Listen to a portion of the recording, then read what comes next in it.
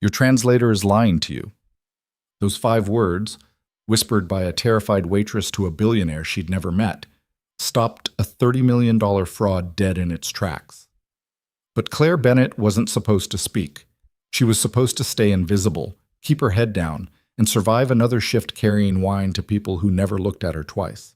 Tonight, that silence almost cost a man everything. And breaking it, that would cost her even more. Stay with me until the end of this story. Hit that like button and drop a comment telling me what city you're watching from.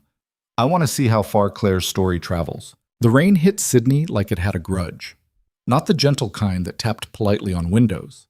This was the violent, angry sort that turned streets into rivers and made taxi drivers curse as they white-knuckled their steering wheels through flooded intersections.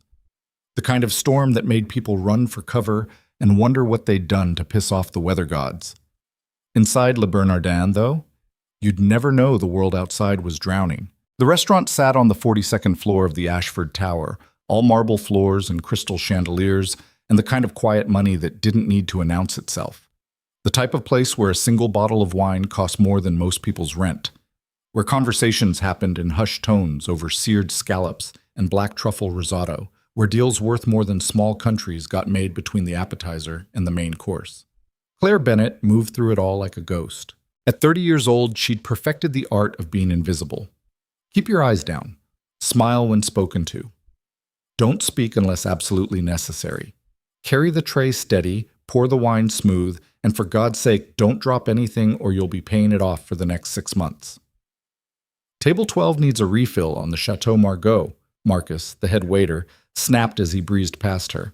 And try not to look so terrified this time. You're serving wine, not delivering bad news. If only you knew, Claire thought, but she just nodded and reached for the bottle. Her hand shook slightly as she lifted it. They always did these days. Part anxiety, part exhaustion, part the constant low-grade terror that had become her baseline since her entire life had imploded 3 years ago. 3 years since she'd walked into her office at Bennett and Associates Translation Services to find the locks changed and 2 federal agents waiting to ask her some questions about financial irregularities she knew nothing about. 3 years since her business partner, her best friend since university, the person she'd trusted with everything, had vanished with $2 million and left her holding the bag. 3 years since her name went from brilliant young translator to that woman involved in the fraud scandal in every industry circle that mattered. But that was ancient history now. Water under a bridge she'd burned herself trying to cross. These days, Claire Bennett didn't translate high-stakes international negotiations. She poured wine and carried plates and tried very hard not to think about the languages she used to speak fluently, the boardrooms she used to navigate with confidence, the person she used to be before everything fell apart. Table 12, Marcus reminded her sharply, and Claire snapped back to the present. Right. Wine. Table 12, the private dining room in the back where some big shot was having a business dinner. She straightened her black uniform, tucked a strand of dark hair behind her ear, and headed toward the back of the restaurant with the wine bottle cradled carefully in her arms like it might explode. The private dining room was separated from the main floor by frosted glass doors that did absolutely nothing to muffle sound but gave the illusion of privacy. Rich people loved illusions. Claire knocked softly before entering. "Come in," a voice called. American accent, smooth and controlled. She pushed through the door and immediately wished she hadn't. The room was smaller than she'd expected, dominated by a single round table where 3 men sat. 2 wore expensive suits that probably cost more than Claire made in 6 months. The third wore a slightly rumpled blazer and had the harried look of someone trying very hard to appear more important than he felt. The American in the navy suit looked up as she entered, Ethan Calloway. She recognized him from the reservation list, though she'd never seen him in person before. CEO of Calloway Industries, some kind of tech and infrastructure empire, recently widowed according to the gossip magazines that sometimes got left in the break room. He was younger than she'd expected, early 30s maybe. Sharp jaw, dark hair slightly mussed like he'd been running his hands through it, eyes that looked tired around the edges. The kind of handsome that came from good genes and better skincare, but there was something worn about him, something that suggested the facade cost him more than it should. Ah, perfect timing, the rumpled blazer said. The translator, she realized. American accent trying very hard to sound sophisticated and failing. We were just about to toast to a successful partnership. The third man was older, maybe late 50s, with steel gray hair and the kind of rigid posture that screamed military background.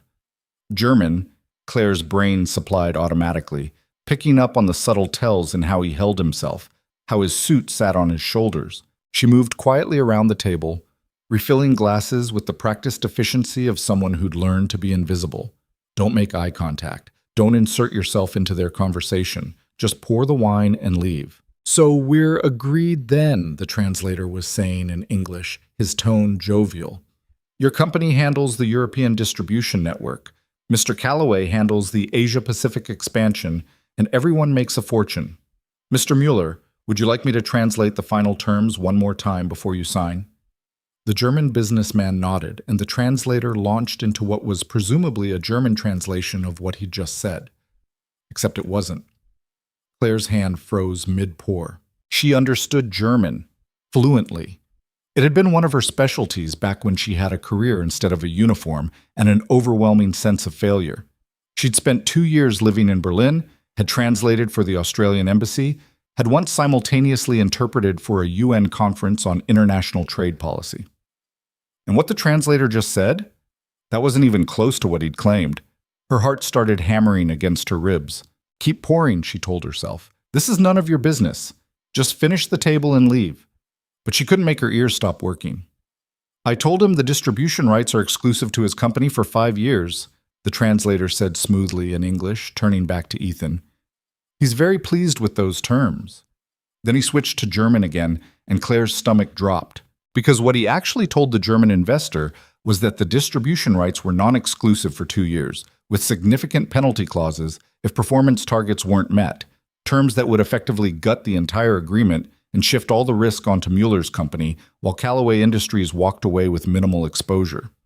Wonderful, Ethan said, clearly trusting his translator completely. Then I think we're ready to finalize everything.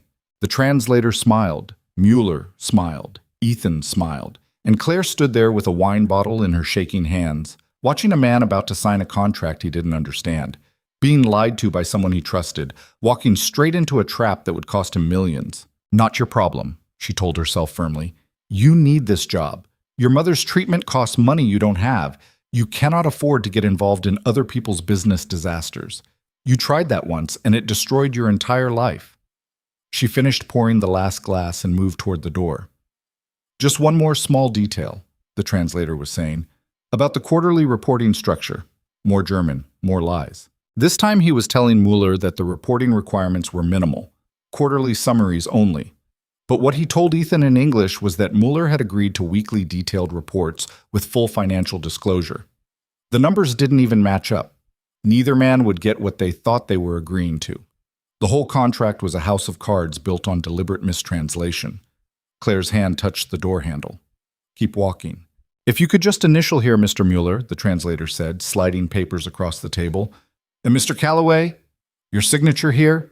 She heard the scratch of pen on paper. And suddenly, she was 14 years old again, standing in her father's study in Jakarta, watching him prepare for a diplomatic negotiation. Her father, the real diplomat, the one who'd taught her that languages weren't just about words, they were about trust, about building bridges between people who didn't understand each other. Claire Bear, he'd said, catching her eavesdropping from the doorway. You know what the most dangerous thing in the world is? She'd shaken her head. A translator who lies. Because when they change the words, they change everything. They can start wars, destroy treaties, ruin lives, and the people who trusted them never even know what hit them. He died 6 months later. Heart attack in a hotel room in Singapore, alone except for the briefcase full of documents he'd been translating until 3 a.m. Her mother always said he'd worked himself to death. Claire thought maybe he'd just cared too much about getting the words right. The door handle was cool under her palm. She could walk out, go back to the kitchen, finish her shift, collect her paycheck, pay for her mother's medication, keep her head down and survive another day in the ruins of her former life. Or, Claire turned around. 3 men looked up at her, surprised that the invisible waitress was still in the room. Her heart was trying to crawl out of her throat. Her hands were shaking so badly she had to set the wine bottle down on the sideboard before she dropped it. Every survival instinct she'd developed over the past 3 years was screaming at her to shut up and leave. She walked toward the table instead. "Sir," she said quietly, looking at Ethan Calloway. Her voice came out smaller than she'd intended, barely above a whisper. "I'm sorry to interrupt, but—" The translator's eyes narrowed. "We're in the middle of something important here. Could you—" "Your translator is lying to you," Claire said. The room went absolutely silent. Ethan's pen stopped moving mid-signature. Mueller looked confused. The translator's face drained of color and then flushed an angry red. "Excuse me?" the translator sputtered. "This is completely inappropriate. You need to leave, right?" "What did you say?" Ethan's voice cut through the room like a blade. He wasn't looking at the translator anymore. He was looking directly at Claire, and his eyes were suddenly very, very sharp. Claire's whole body was trembling now. This was insane. She was going to lose her job. Marcus would fire her on the spot. She'd never get another position in any decent restaurant in Sydney. She'd have to explain to her mother why she couldn't afford next month's treatment. But she'd already jumped off the cliff. Might as well fall with purpose. "He's been mistranslating," she said, louder this time. "The entire conversation. What he's telling you in English isn't what he's telling Mr. Mueller in German. The terms don't match. Neither of you is agreeing to what you think you're agreeing to." "That's absurd," the translator said, but his voice had gone thin and reedy. "I've been in this business for 15 years. This waitress doesn't know what she's talking about. She probably heard a few words and got confused." "Quiet," Ethan said, still looking at Claire. "You speak German," he stated. Not a question. Claire nodded. "Fluently. Also French, Spanish, Italian, Mandarin, Japanese, and Portuguese." The words came out automatically. The same introduction she used to give in every client meeting back when she had clients. Back when she was someone. Ethan's eyebrows went up slightly. Then he turned to Mueller and said something in what Claire recognized as extremely broken textbook German, something about verifying the contract terms. Mueller responded rapidly, also looking confused now. "I didn't catch all of that," Ethan admitted, turning back to Claire. "What did he say?" The translator opened his mouth, but Ethan held up a hand. "I wasn't asking you." Claire swallowed hard. "He said he's concerned about the 2-year exclusivity limit and wants to know if you're really comfortable with the weekly reporting requirements, because that seems excessive for a partnership of this scale." Ethan's jaw tightened. "The contract I was about to sign has a 5-year exclusivity period and quarterly reports only." "I know," Claire said quietly. "That's what your translator told you, but it's not what he told Mr. Mueller." For a long moment, nobody moved. Then Ethan stood up slowly, and something in his expression made Claire take an involuntary step backward. This wasn't rage. Rage would have been simpler. This was something colder and infinitely more dangerous. "Walk me through it," he said. "Every discrepancy, every lie, in front of everyone." The translator shot to his feet. "This is ridiculous. You're going to believe some random waitress over a certified professional translator? I have credentials, references. I've worked with your company before." "Which is why I trusted you," Ethan said, still not looking at him, "which was apparently a mistake. Sit down." It wasn't a request. The translator sat. For the next 20 minutes, Claire went through the entire conversation, piece by piece. What the translator had claimed he said in English, what he'd actually said in German, the discrepancies and exclusivity periods, reporting requirements, penalty clauses, profit-sharing ratios, territorial restrictions. It got worse with every sentence. This wasn't just simple mistranslation or innocent error. This was deliberate, systematic fraud designed to create a contract that would benefit neither party while probably funneling money somewhere in the middle, most likely into the translator's pocket or someone else's who'd set this whole thing up. Mueller's face went from confused to shocked to absolutely furious as Claire laid it all out. He started speaking rapid German, and Claire translated automatically. "He's saying he never would have agreed to these terms," she said. "He thinks you're trying to cheat him. He's threatening to walk away from the entire deal and report this to—" "Tell him I had no idea," Ethan interrupted. "Tell him I was being lied to just as badly as he was. Tell him I'm going to handle this, and I'd like to reschedule this meeting with a translator we both trust." Claire translated. Mueller's expression softened slightly, though he still looked like he wanted to punch someone. He responded in German, and Claire translated back. He says he appreciates your honesty, but he's going to need time to reconsider whether he wants to do business with a company that employs people like him. She gestured toward the translator, who was now sweating visibly. Ethan nodded slowly. Then he turned to the translator with an expression that could have frozen fire. "You have 30 seconds to get out of this restaurant before I call security," he said quietly. "And if I ever see your face again, in any professional capacity whatsoever, I will personally ensure that every company in this city knows exactly what you tried to do here tonight. Am I clear?" The translator started to protest, then seemed to realize there was absolutely no way out of this. He grabbed his briefcase and practically ran from the room. The door slammed behind him. Muller said something else in German, asking who Claire was and where Ethan had found such a competent translator. Ethan turned to her with a strange expression. "He wants to know who you are." Claire's brief moment of courage evaporated like water on hot pavement. The adrenaline that had carried her through the confrontation was draining away, leaving behind the familiar anxiety and fear. "Nobody," she said automatically. "I'm nobody. I'm just a waitress.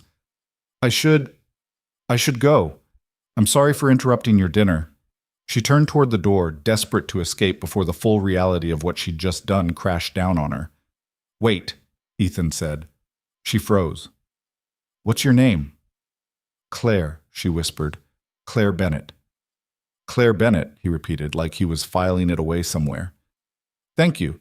You just saved me from making a $30 million mistake." She didn't know what to say to that, so she just nodded and reached for the door handle again. "If you need anything," Ethan continued, "a reference, help finding a better position, anything at all." "I'm fine," Claire lied. "Thank you. I'm fine." She pulled the door open and practically fled into the hallway. Marcus was waiting for her just outside, arms crossed, expression thunderous. "What the hell was that?" he demanded. "You don't interrupt private meetings. You don't insert yourself into clients' business. You pour the wine and leave. That's the job." "I know," Claire said. "I'm sorry. Mr. Calloway is one of our most important clients. If he complains—" "He won't," a voice said from behind them. They both turned. Ethan had followed her out of the private dining room. "Ms. Bennett was helping me with a translation issue," he said smoothly. "I specifically asked for her assistance. She was professional and competent. If anyone should be concerned about complaints, it's me. And I assure you, I have none." Marcus's expression shifted from angry to confused to obsequious in under 3 seconds. "Of course, Mr. Calloway. I apologize if there was any confusion. Claire is one of our best servers." Liar, Claire thought, but she kept her mouth shut. "Good," Ethan said. "Then I'm sure you won't mind if I request her specifically for the remainder of my dinner. Mr. Mueller and I have some things to discuss, and having someone who actually speaks German might be helpful." It wasn't a request. Marcus nodded so hard Claire was surprised his head didn't fall off. "Of course. Claire, you're assigned to the private dining room for the rest of the evening." Then he scurried away, probably to go panic about whether he'd almost fired someone a billionaire had personally requested. Ethan waited until he was gone before turning back to Claire. "You looked like you were about to bolt," he said. "I figured giving you a reason to stick around might help." "Why?" The question came out before Claire could stop it. "Because I have questions," Ethan said simply. "And because you just did something most people wouldn't have the guts to do. I'd like to understand why." Claire wanted to tell him it was nothing, that she'd just been doing the right thing, that he shouldn't read too much into it, but she was so tired of lying. "My father used to say that a translator who lies is the most dangerous thing in the world," she heard herself say, "because they can start wars and destroy lives and nobody even knows what hit them. I couldn't just walk away and let that happen." Something shifted in Ethan's expression. "Your father was a translator?" "Diplomat, Australian embassy. He died when I was 15. Why was she telling him this? She never talked about her father, not even to people she actually knew. "I'm sorry," Ethan said, and he sounded like he meant it. Claire shrugged uncomfortably. "It was a long time ago." "Doesn't make it easier." "No, it really didn't." "I should get back to the dining room," she said, because standing in this hallway having a conversation with a billionaire about her dead father was somehow more terrifying than confronting the translator had been. Right, Ethan said. Of course. After you. They walked back into the private dining room together. Mueller was still there, looking uncertain and slightly suspicious. For the next hour, Claire translated the actual conversation between them. No manipulation, no hidden terms, just honest communication between two businessmen trying to figure out if they could still trust each other enough to make a deal. It was exhausting. Her German was rusty from disuse, and she had to pause several times to find the right words. But she got through it. By the end, Mueller had agreed to reschedule the contract signing for next week with a new translator, someone they'd both vet this time. They shook hands carefully, and Mueller left with a promise to be in touch. Then it was just Claire and Ethan in the private dining room, and she suddenly had no idea what to do with her hands. "You're out of practice," Ethan observed. Claire flushed. "I haven't used German professionally in 3 years. I'm sorry if I wasn't—" "You were excellent," he interrupted. "Better than excellent, considering you were improvising. I'm just wondering why someone with your skills is working as a waitress." And there it was. The question she'd been dreading. "It's complicated," she said, staring at the table. "I have time." "You really don't want to know." "I really do." Claire looked up at him, this stranger who'd somehow managed to pull more honesty out of her in 2 hours than most people managed in years, and made a decision that probably qualified as temporary insanity. "Fine," she said, "but you're going to wish you hadn't asked." She told him everything. The translation business she'd built from nothing after her father died. The best friend who'd been her partner for 5 years. The morning she'd discovered $2 million missing and her name attached to fraudulent contracts she'd never seen. The federal investigation. The frozen accounts. The legal fees that had consumed her savings. The colleagues who'd stopped returning her calls. The industry that had blacklisted her based on accusations she couldn't fight because her partner had vanished without a trace. The slow, grinding collapse of everything she'd built. "They never pressed charges," she said. "There wasn't enough evidence that I was actually involved, but there wasn't enough evidence that I wasn't either, so I'm just stuck. Can't prove I'm innocent, can't move on, can't get hired anywhere that would check my references. So I pour wine and try not to think about the fact that I used to be good at something that mattered." Ethan was quiet for a long moment. "What was your partner's name?" he asked finally. "Why?" "Because I'm curious if he's still operating under the same identity, or if he's smart enough to have changed it." Claire blinked. "You believe me? Should I not?" "Most people don't. Most people assume where there's smoke, there's fire, that I must have been involved somehow even if they couldn't prove it." "Most people are idiots," Ethan said bluntly. "I've been lied to by enough people to recognize the difference between a liar and someone telling an uncomfortable truth. You're not a liar, Claire Bennett." Something cracked in her chest. She didn't realize how badly she'd needed someone to say that until she heard it. "His name was Marcus Roth," she said quietly. "And good luck finding him. I spent a year trying." Ethan pulled out his phone and made a note. "I know people who are very good at finding people who don't want to be found." "Why would you do that?" He looked at her like the answer should be obvious. "Because you saved me from a disaster tonight, and I pay my debts. And because someone who speaks 7 languages and has the courage to call out fraud to a stranger's face shouldn't be wasting her life carrying wine bottles." "I'm not wasting my life," Claire said defensively. "I'm surviving. There's a difference." "Is there?" The question hung in the air between them like smoke. Claire's phone buzzed in her pocket. She pulled it out and felt her stomach drop. 3 missed calls from the hospital, 1 text message. "Please call regarding your mother's care plan." The real world came crashing back in with the force of a freight train. "I have to go," she said abruptly. "I'm sorry.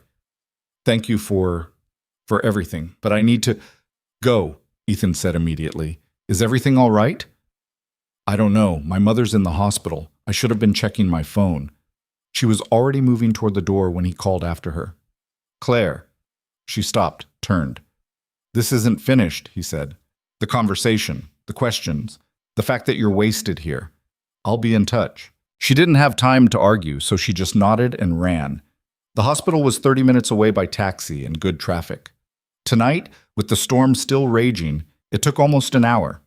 Claire spent the entire ride staring at her phone, waiting for another call that would tell her whether she needed to prepare for the worst. Her mother had been sick for 18 months.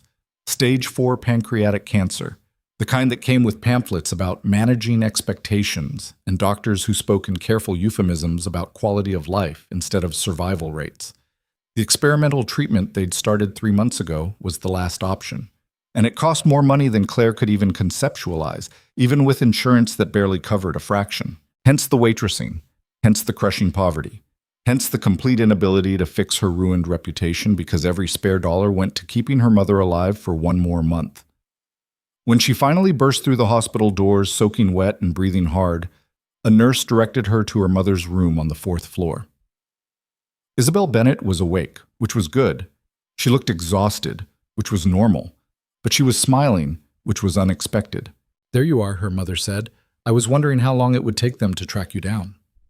"What's wrong? What happened? Is the treatment not working? Did something—" "Nothing's wrong, sweetheart. Sit down before you hyperventilate." Claire sat. "Then why did they call me?" "Because I told them to. I wanted to discuss something with you, and you've been avoiding having this conversation for 2 months." "Oh no." "Mom, the treatment isn't working," Isabel said bluntly. "We both know it. I'm not getting better. I'm getting weaker.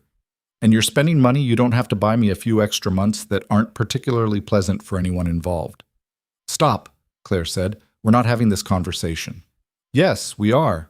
Because I'm the one dying, which means I get to make the decisions about how I spend whatever time I have left. And I've decided I want you to stop the treatment."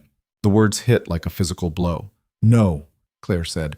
"Absolutely not. There's still a chance." "There's no chance, baby. We both know that. The doctors know it too, even if they're too polite to say it outright." Isabel reached out and took her daughter's hand. "I'm tired, Claire, and I'm ready. But I can't go knowing that you're destroying yourself trying to save someone who can't be saved." Tears were streaming down Claire's face now, hot and angry. "I can't just give up on you." "You're not giving up on me. You're letting me go with some dignity instead of dragging this out until neither of us can remember who we used to be." "I don't know how to do that." "Yes, you do." Isabel's grip tightened on her hand. "You're my daughter. You're John Bennett's daughter. You're strong enough to survive anything, even this." "I don't feel strong," Claire whispered. "Nobody does, darling. That's the secret. We're all just pretending until the pretending becomes real." They sat in silence for a while, holding hands while the storm battered the windows and the hospital machinery beeped steadily in the background. "Your father would have been proud of you," Isabel said eventually. "For what you built. For how you survived when it all fell apart. For starting over even when it was terrifying." "I didn't start over. I gave up. Is that what you call it? Because from where I'm sitting, you've been working yourself to exhaustion trying to keep us both afloat. That's not giving up, sweetheart. That's fighting with everything you have." "It doesn't feel like enough. It never does. But you're going to be all right, Claire. Better than all right. Something tells me things are about to change for you." Claire thought about the confrontation in the restaurant, about Ethan Calloway and his offer to help, about the way he'd looked at her like she was someone who mattered instead of just a waitress who'd gotten lucky. "Maybe," she said. "Definitely," her mother corrected. "You just have to be brave enough to let them." Her phone buzzed again. This time it was an unknown number. She almost didn't answer, but something made her press accept. "Ms. Bennett?" An unfamiliar male voice. Professional. Crisp. "My name is David Chen. I'm the Chief Legal Counsel for Calloway Industries. Mr. Calloway asked me to reach out to you regarding some information that's come to light about your former business partner." Claire's heart started pounding. "What information?" "I prefer to discuss this in person. Would you be available to meet tomorrow morning at our headquarters, 9 o'clock? She looked at her mother, who was watching her with knowing eyes. "Yes," Claire heard herself say. "I'll be there." "Excellent. I'll send you the address." "And Ms. Bennett?" "Yes?" "Mr. Calloway also asked me to tell you that he's very interested in discussing a potential employment opportunity with you, something in your actual field of expertise, if you're interested." The room felt like it was spinning. Yes, I'm interested." "Perfect. We'll see you tomorrow morning." He hung up. Claire stared at her phone like it might explode.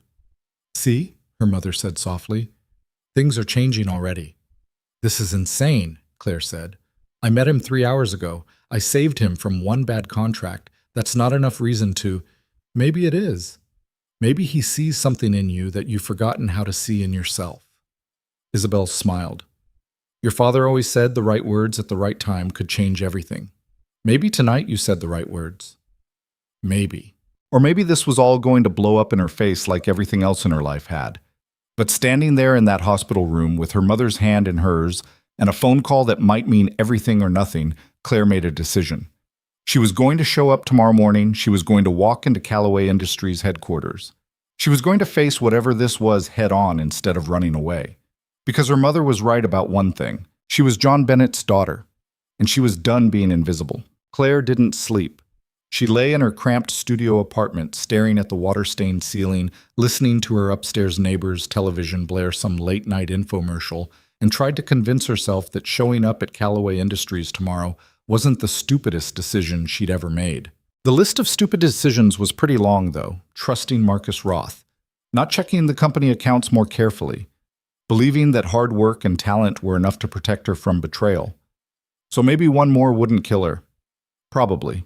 At 5:30, she gave up on sleep entirely and took a shower that alternated between scalding hot and ice cold because the building's water heater had exactly two settings, volcanic and Arctic.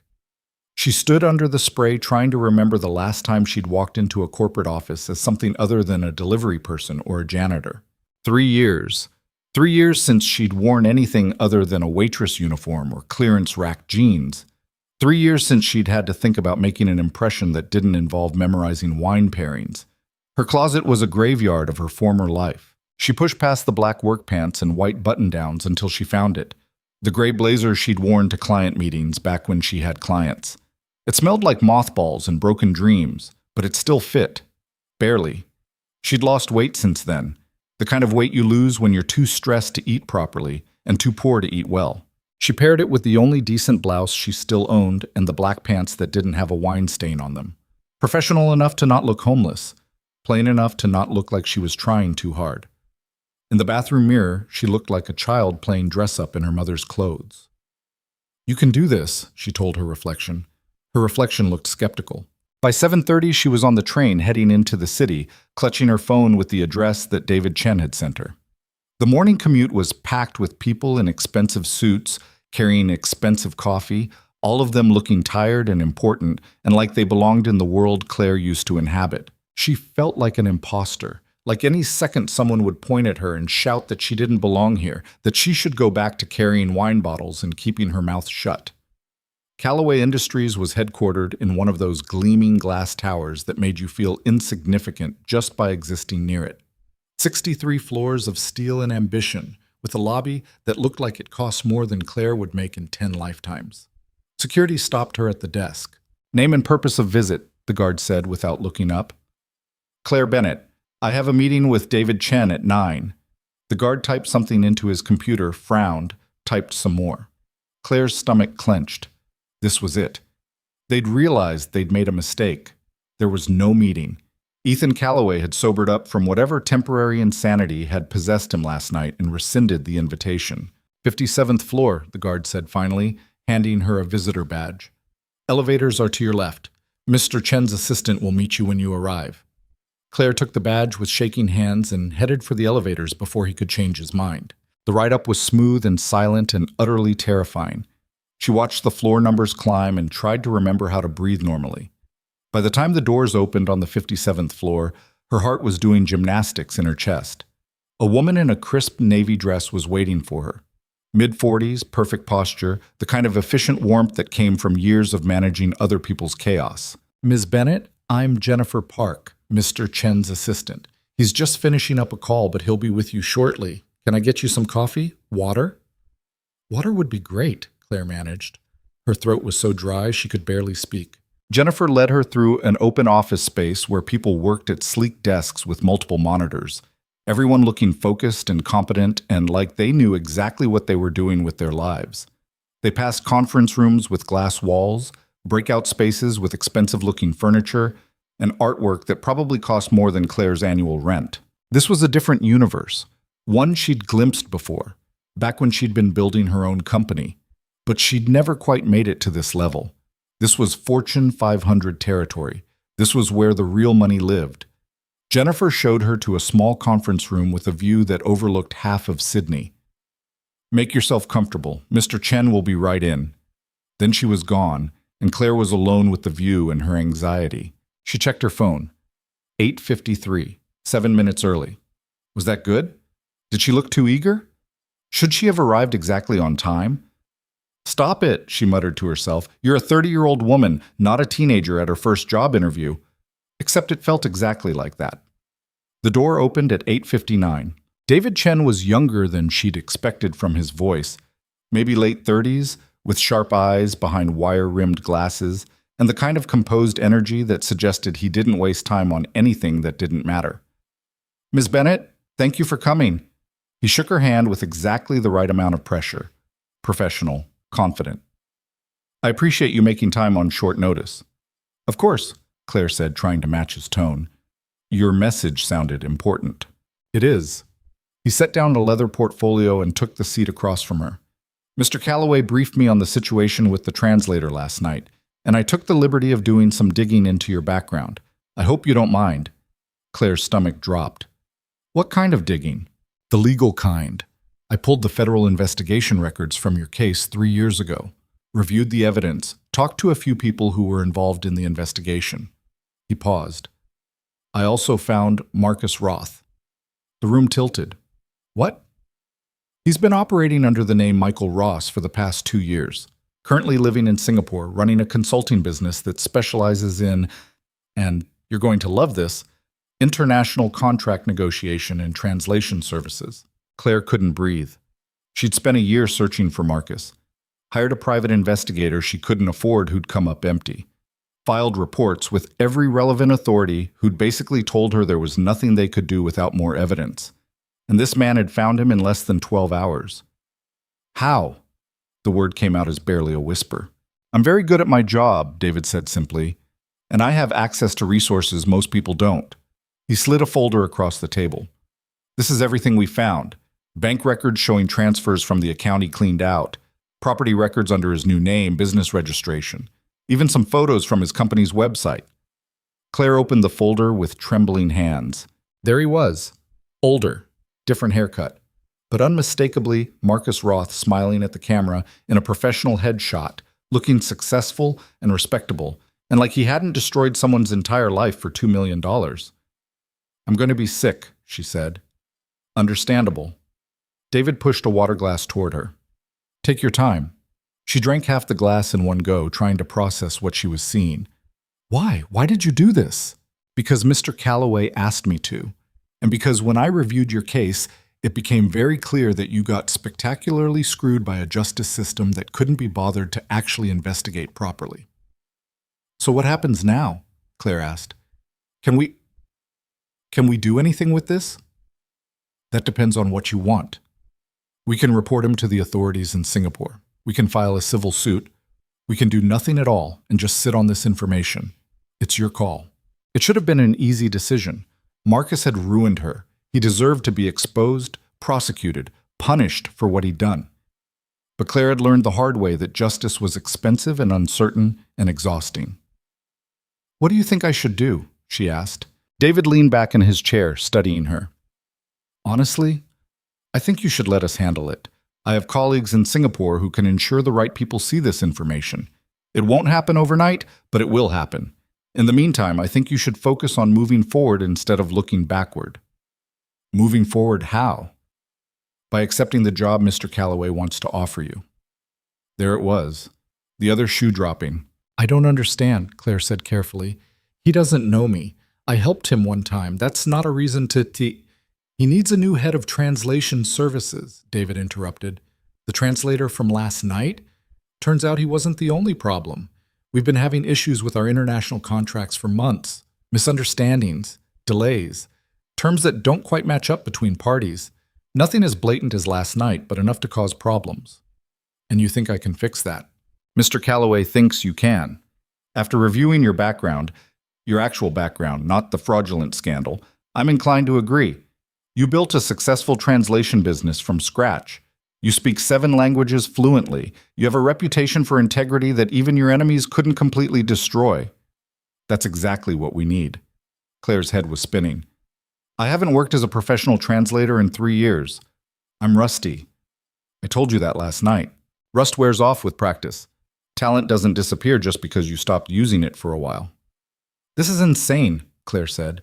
You can't just hire someone based on one interaction. We're not.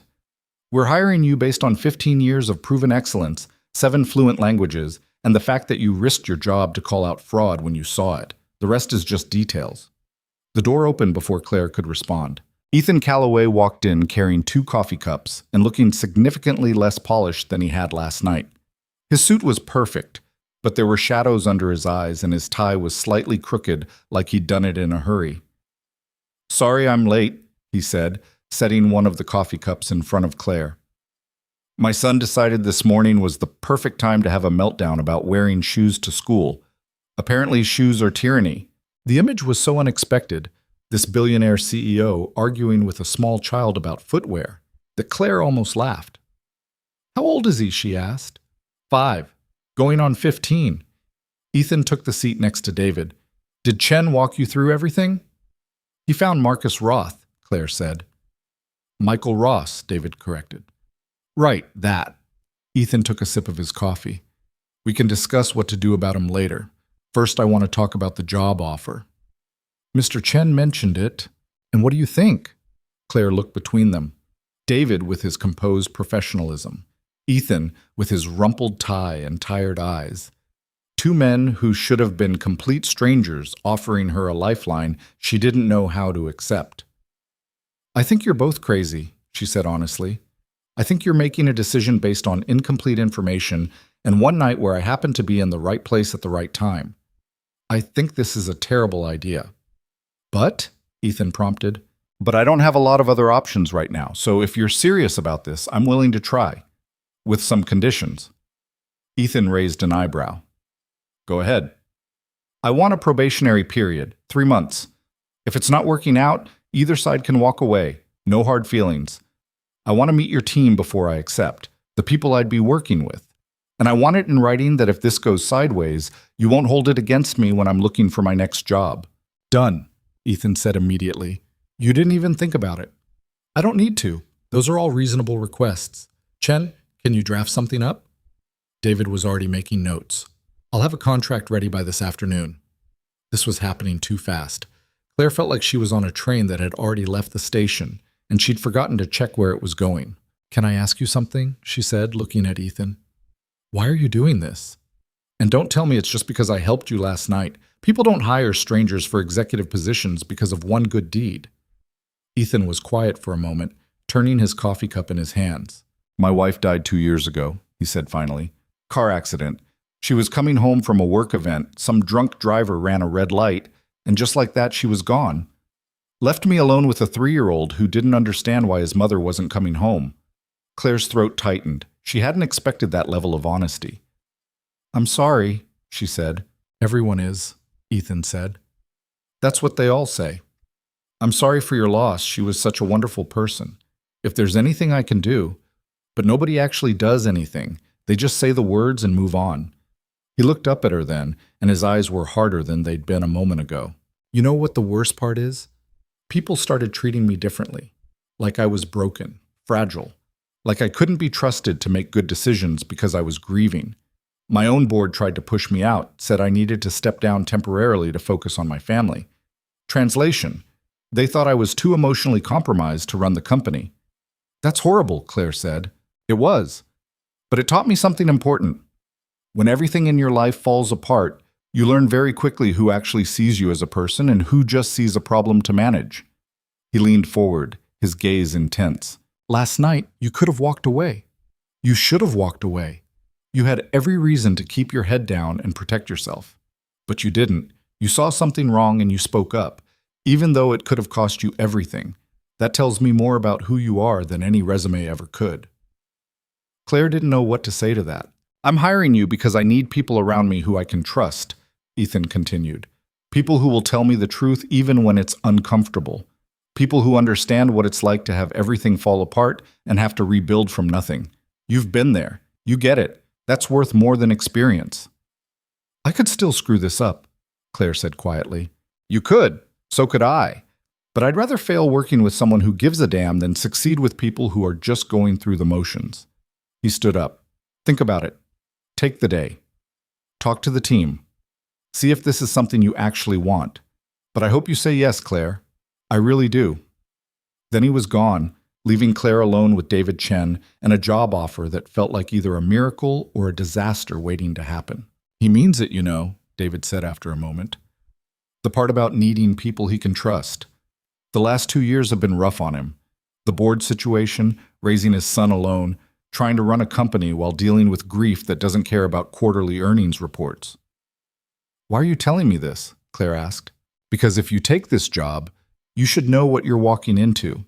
Ethan's a good boss, fair, generous, brilliant at what he does, but he's also stubborn, occasionally reckless, and tends to make decisions based on gut instinct that give his lawyers heart attacks. David smiled slightly. Present company included. Sounds exhausting. It is. It's also never boring. He closed his portfolio and stood. I'll give you some time to think. Jennifer can set up meetings with the team for this afternoon if you'd like, or you can take the day and let us know tomorrow, whatever works for you.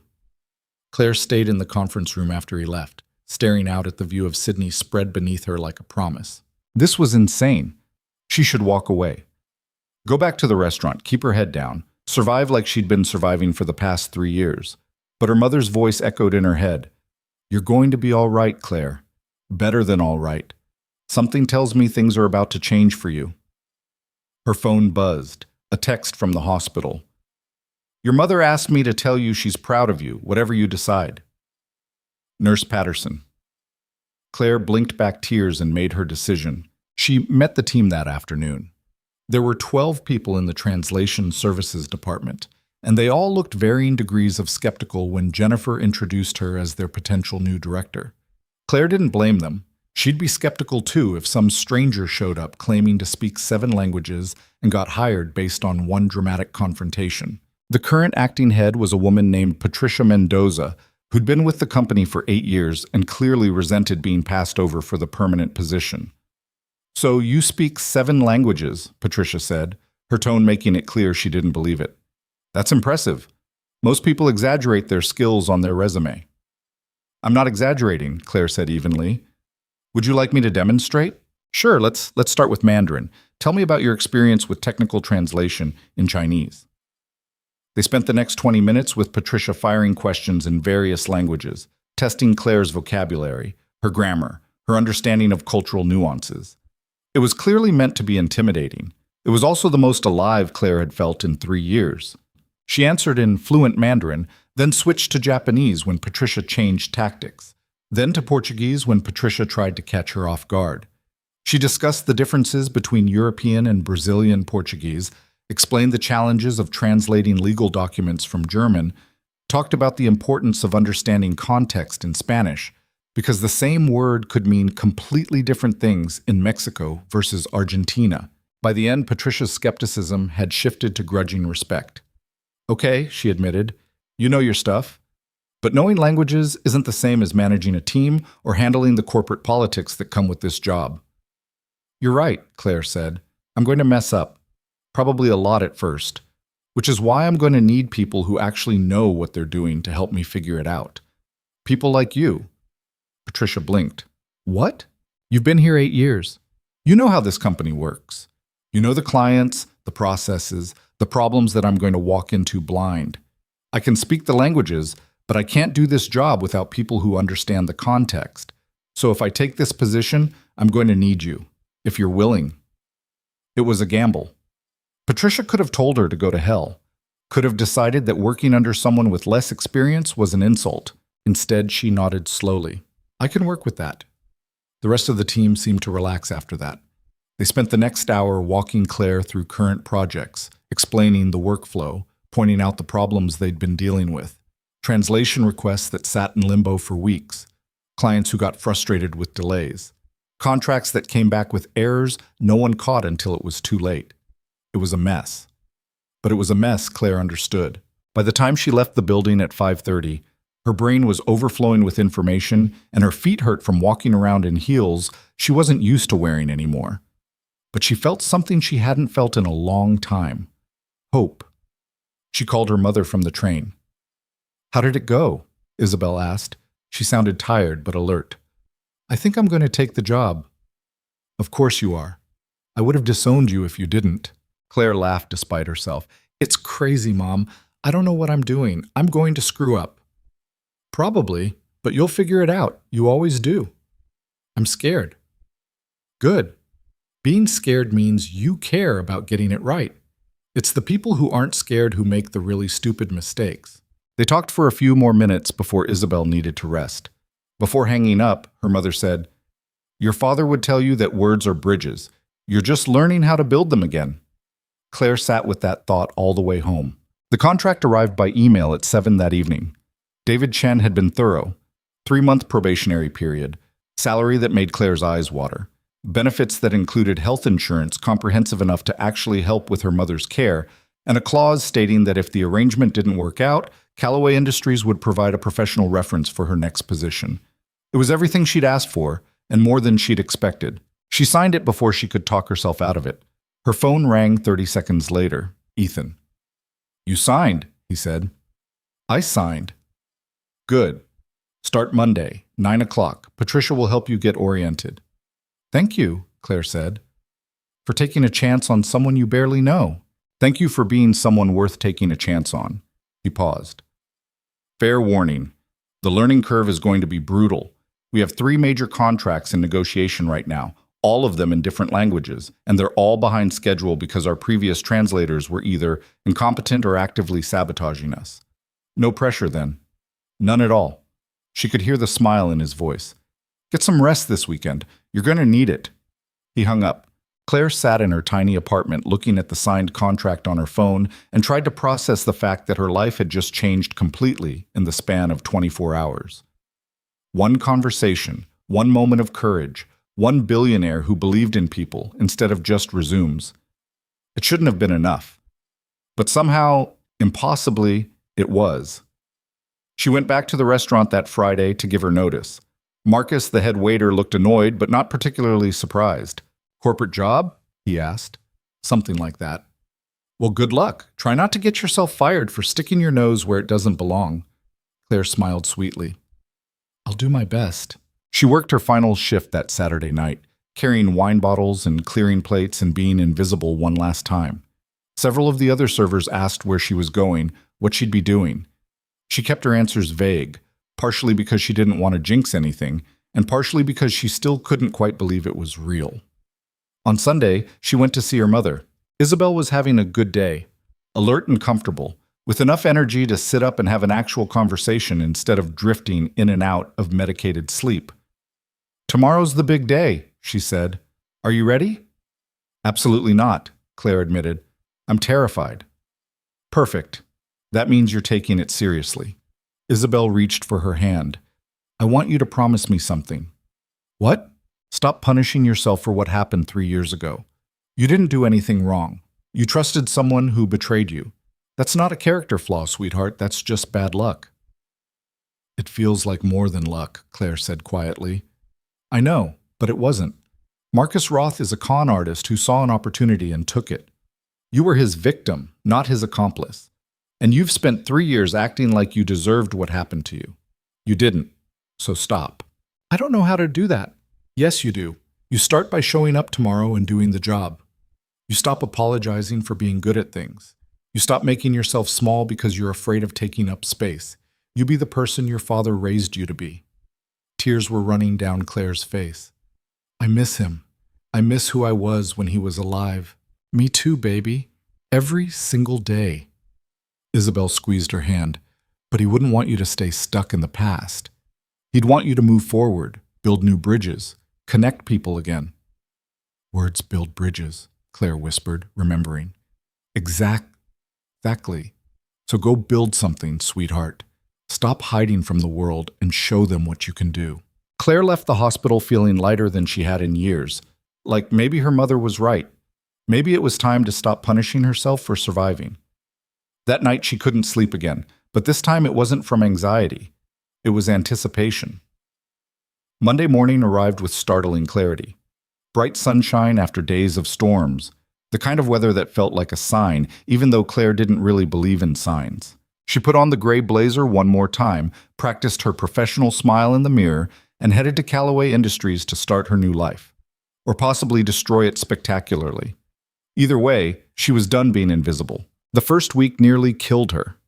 Not literally, though there were moments on Wednesday afternoon when Claire seriously considered walking into traffic just to get out of translating another contract amendment about semiconductor distribution rights in Taiwan.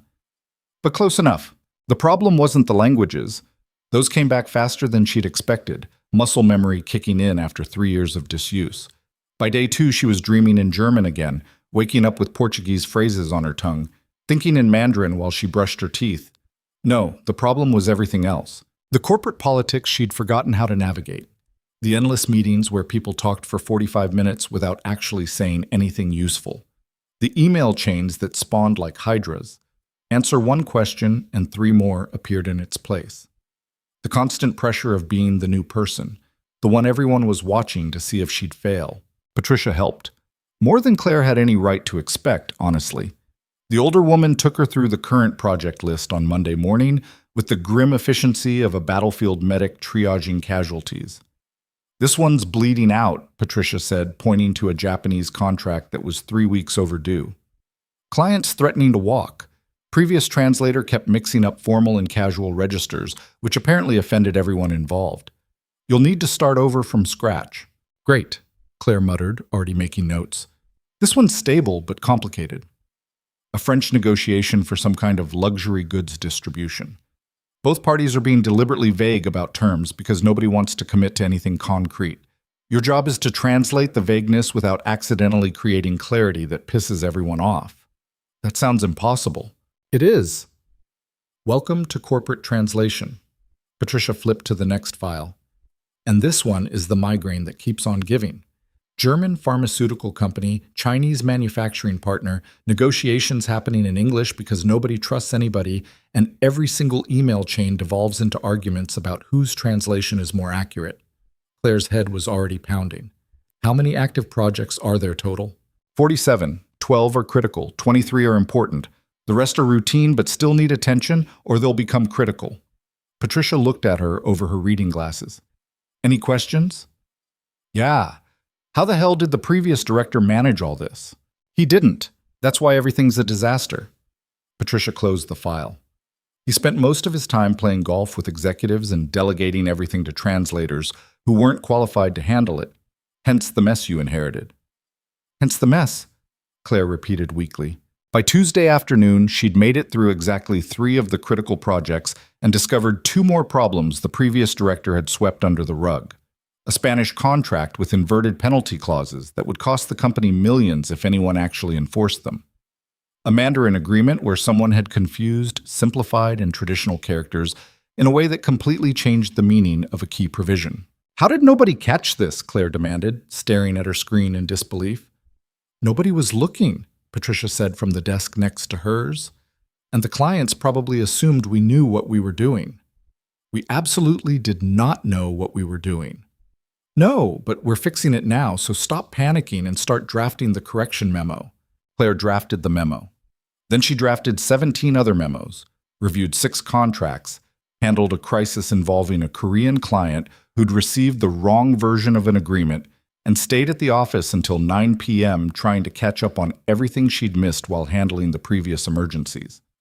She got home to her apartment, microwaved leftover takeout that tasted like cardboard, and fell asleep on her couch still wearing her work clothes. Wednesday was worse.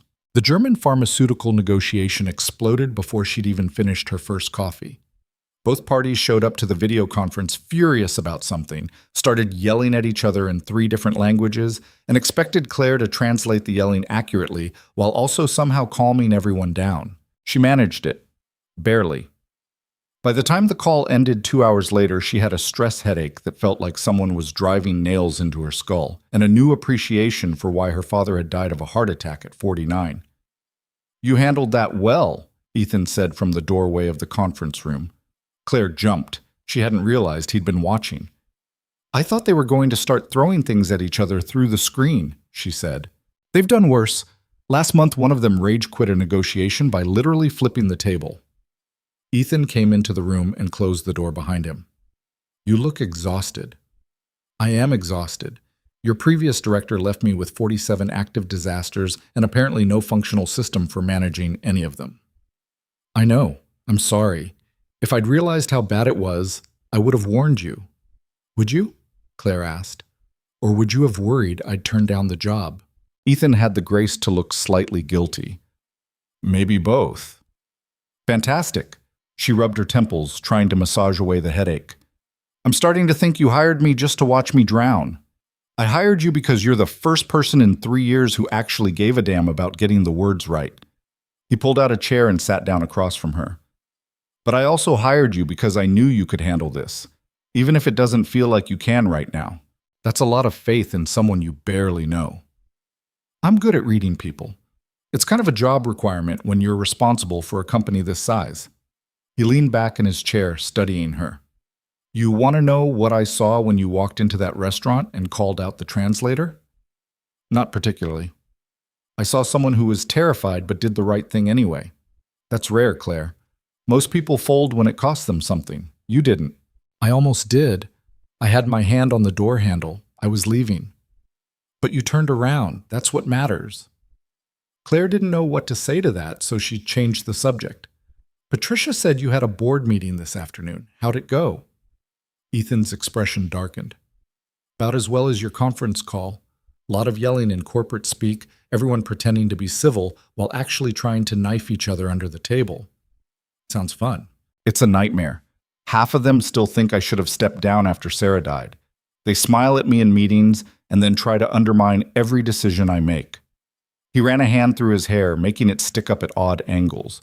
Sorry, you don't need to hear about my problems when you're dealing with your own. It's fine, Claire said. And oddly enough, it was.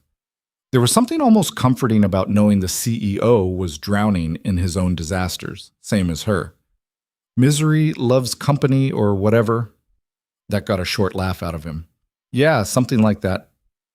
They sat in silence for a moment, two people who were barely more than strangers sharing the quiet exhaustion of a Wednesday that had tried to break them both. My son wants to meet you, Ethan said suddenly. Claire blinked. What? Oliver, my 5-year-old. I mentioned that I'd hired a new translator who speaks 7 languages, and now he's convinced you're some kind of superhero. Keeps asking when he can meet the language lady. I'm not a superhero. Try telling that to a 5-year-old who just learned that people can talk to each other in different words. He thinks it's magic. Despite everything, Claire smiled. It kind of is magic when you think about it. So would you? Meet him, I mean. No pressure if you're not comfortable with it. I know it's weird to meet your boss's kid, but he's been through a lot, and he gets excited about things so rarely these days that I try to encourage it when I can. There were about 17 reasons why this was a terrible idea. Getting personally involved with her boss's family, blurring professional boundaries, setting herself up for complications she definitely didn't need. But there was something in Ethan's expression, a vulnerability he was trying to hide and failing at, that made her say yes anyway. Sure, I'd like to meet him. Yeah? Yeah. Fair warning though, I'm terrible with kids. Never know what to say to them. Oliver does most of the talking anyway. You'll be fine. Thursday brought a new crisis. David Chen called her into his office with an expression that told Claire something had gone very, very wrong. We have a problem, he said without preamble.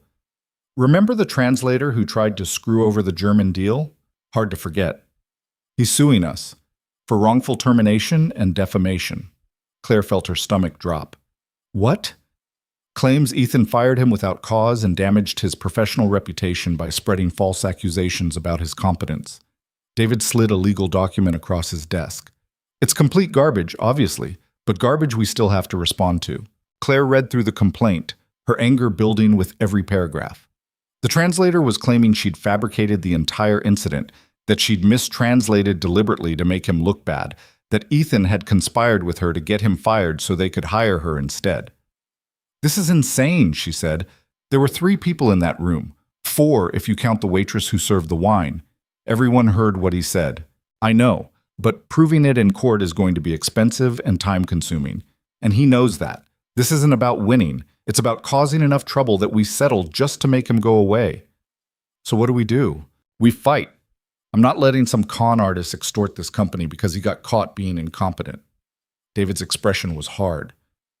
But I need you to write down everything you remember from that night. Every word he mistranslated, every lie he told, exact quotes if you can manage it. My memory's not perfect. It doesn't have to be. Just write what you remember clearly. I'll handle the rest. Claire spent the rest of Thursday reconstructing the disaster at the restaurant, digging through her memory for every detail she could recall. By the time she finished, she had 8 pages of documented lies and a renewed appreciation for why her father had always insisted that translators were either bridges or weapons, depending on who wielded them. Friday afternoon, Ethan found her in the break room, attempting to resurrect herself through sheer caffeine willpower. "You survived your first week," he said. "Barely." Claire looked at him over her coffee cup. "Does it always feel like controlled chaos, or is this week special?" "This week is actually pretty calm. Wait until we hit earnings season." "Oh, fantastic. Something to look forward to." Ethan grabbed his own coffee and leaned against the counter. "Oliver's been asking about you every night this week. I promised him I'd see if you were free for dinner tomorrow. Nothing fancy, just pizza and a very enthusiastic 5-year-old who will probably interrogate you about every language you speak. Tomorrow's Saturday." "I know, you probably have plans. It's fine if, "I don't have plans," Claire interrupted. "I was going to visit my mother at the hospital and then go home and sleep for 12 hours. But I can do dinner before the sleeping part." "You sure? I don't want to impose on your weekend." "Ethan, you're offering me pizza and a break from thinking about contracts. That's not an imposition. That's a humanitarian service." He smiled at that. 6 o'clock? "I'll text you the address." "I'll be there." Saturday evening found Claire standing outside a brownstone in one of Sydney's quieter neighborhoods, wondering what the hell she was doing. This wasn't a work dinner. This wasn't networking. This was her boss inviting her to meet his kid, and she had no idea what the appropriate protocol was for that. She'd brought a book as a gift, a children's picture book about different languages she'd found at a bookstore that morning. It felt inadequate and overly presumptuous at the same time. Before she could talk herself into leaving, the door opened. Ethan stood there in jeans and a t-shirt, looking more human than she'd ever seen him. No suit, no polished corporate armor, just a tired dad with flour on his shirt and what looked like marker on his hand. "You made it," he said. "Come in. Fair warning, Oliver drew on the walls again, and I'm pretending I don't see it until after dinner because I don't have the energy for another battle today." The house was exactly what Claire had expected, and nothing like it at the same time. Expensive, but lived in. Tasteful furniture covered in kid debris. Artwork on the walls that probably cost a fortune, next to crayon drawings taped up with equal importance. "Oliver," Ethan called. "Claire's here." Thundering footsteps, and then a small tornado in superhero pajamas came barreling around the corner. "You're the language lady," Oliver announced. "Dad says you can talk to people in 7 different words." 7 different languages, Ethan corrected. "That's what I said." Oliver looked up at Claire with enormous brown eyes.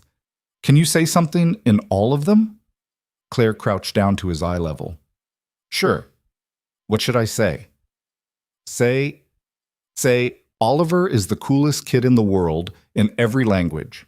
"I don't know if I'm qualified to make that determination," Claire said seriously. "I haven't met every kid in the world.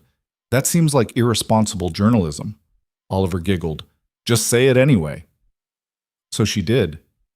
In English, Spanish, French, German, Italian, Portuguese, Mandarin, and Japanese, she told Oliver he was the coolest kid in the world.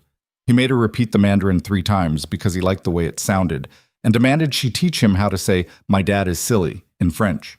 "Excellent," Oliver said when he'd mastered it. "Now I can insult him and he won't even know." "I'm standing right here," Ethan said, "and I took French in college."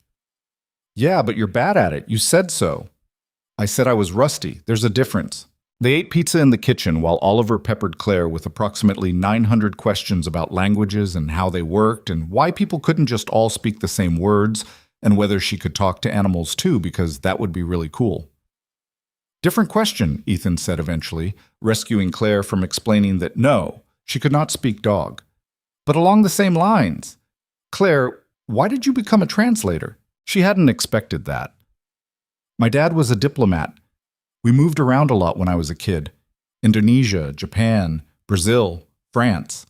I learned languages because it was either that or have no friends. After he died, it felt like, I don't know, a way to keep him with me. He always said languages were about connection, building bridges between people who didn't understand each other. That's beautiful, Ethan said quietly. It's also naive. Turns out bridges can be burned just as easily as they're built. But you're building them again now. I'm trying. Not sure I'm any good at it anymore. You are, Ethan said. Patricia told me you saved the pharmaceutical deal on Wednesday. Both parties called her afterward to say it was the first productive conversation they'd had in months. They were still yelling at each other. But they were yelling productively. That's progress. Oliver had lost interest in the grown-up conversation and was now trying to build a tower out of pizza boxes. Claire watched him stack them carefully, his tongue sticking out in concentration. He looks like his mother, she said without thinking. Ethan glanced at Oliver, and something painful crossed his face. Yeah, he does. Same eyes, same stubborn chin. I'm sorry, I shouldn't have. It's fine. People usually avoid mentioning her entirely, like if they don't say her name, she'll stay dead. It's weird. He took a sip of his beer. I'd rather people acknowledge she existed. What was she like? Smart, funny, had a temper like you wouldn't believe. We fought about the stupidest things. She once didn't speak to me for 2 days because I bought the wrong brand of coffee.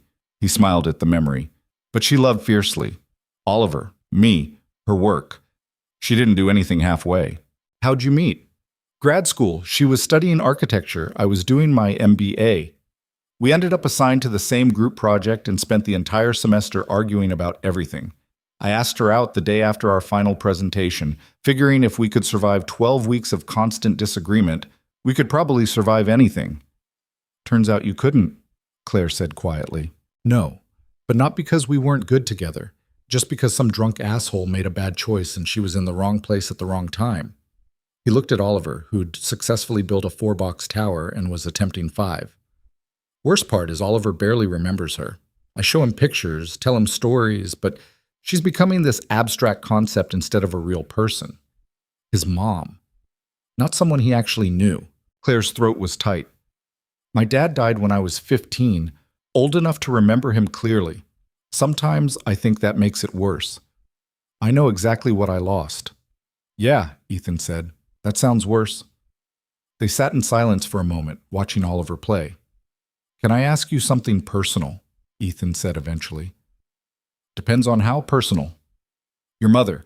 You said she's in the hospital. How bad is it? Claire hadn't talked about this with anyone at work, hadn't wanted to bring her personal disasters into her professional life. But something about sitting in Ethan's kitchen with pizza grease on her fingers and his son building towers nearby made the wall between personal and professional feel less important. Stage 4 pancreatic cancer, 18 months since diagnosis. We tried an experimental treatment for a while, but it didn't work. Now we're just waiting. I'm sorry. Everyone is, Claire echoed his words from earlier. But it doesn't change anything. No, it doesn't. He turned his beer bottle in his hands. Is that why you were working at the restaurant, to pay for treatment? Partially, also because nobody else would hire me after the scandal, but yeah, medical bills are expensive, even with insurance. The company insurance we offer is better. I made sure of it after Sarah died, and I had to deal with all the paperwork.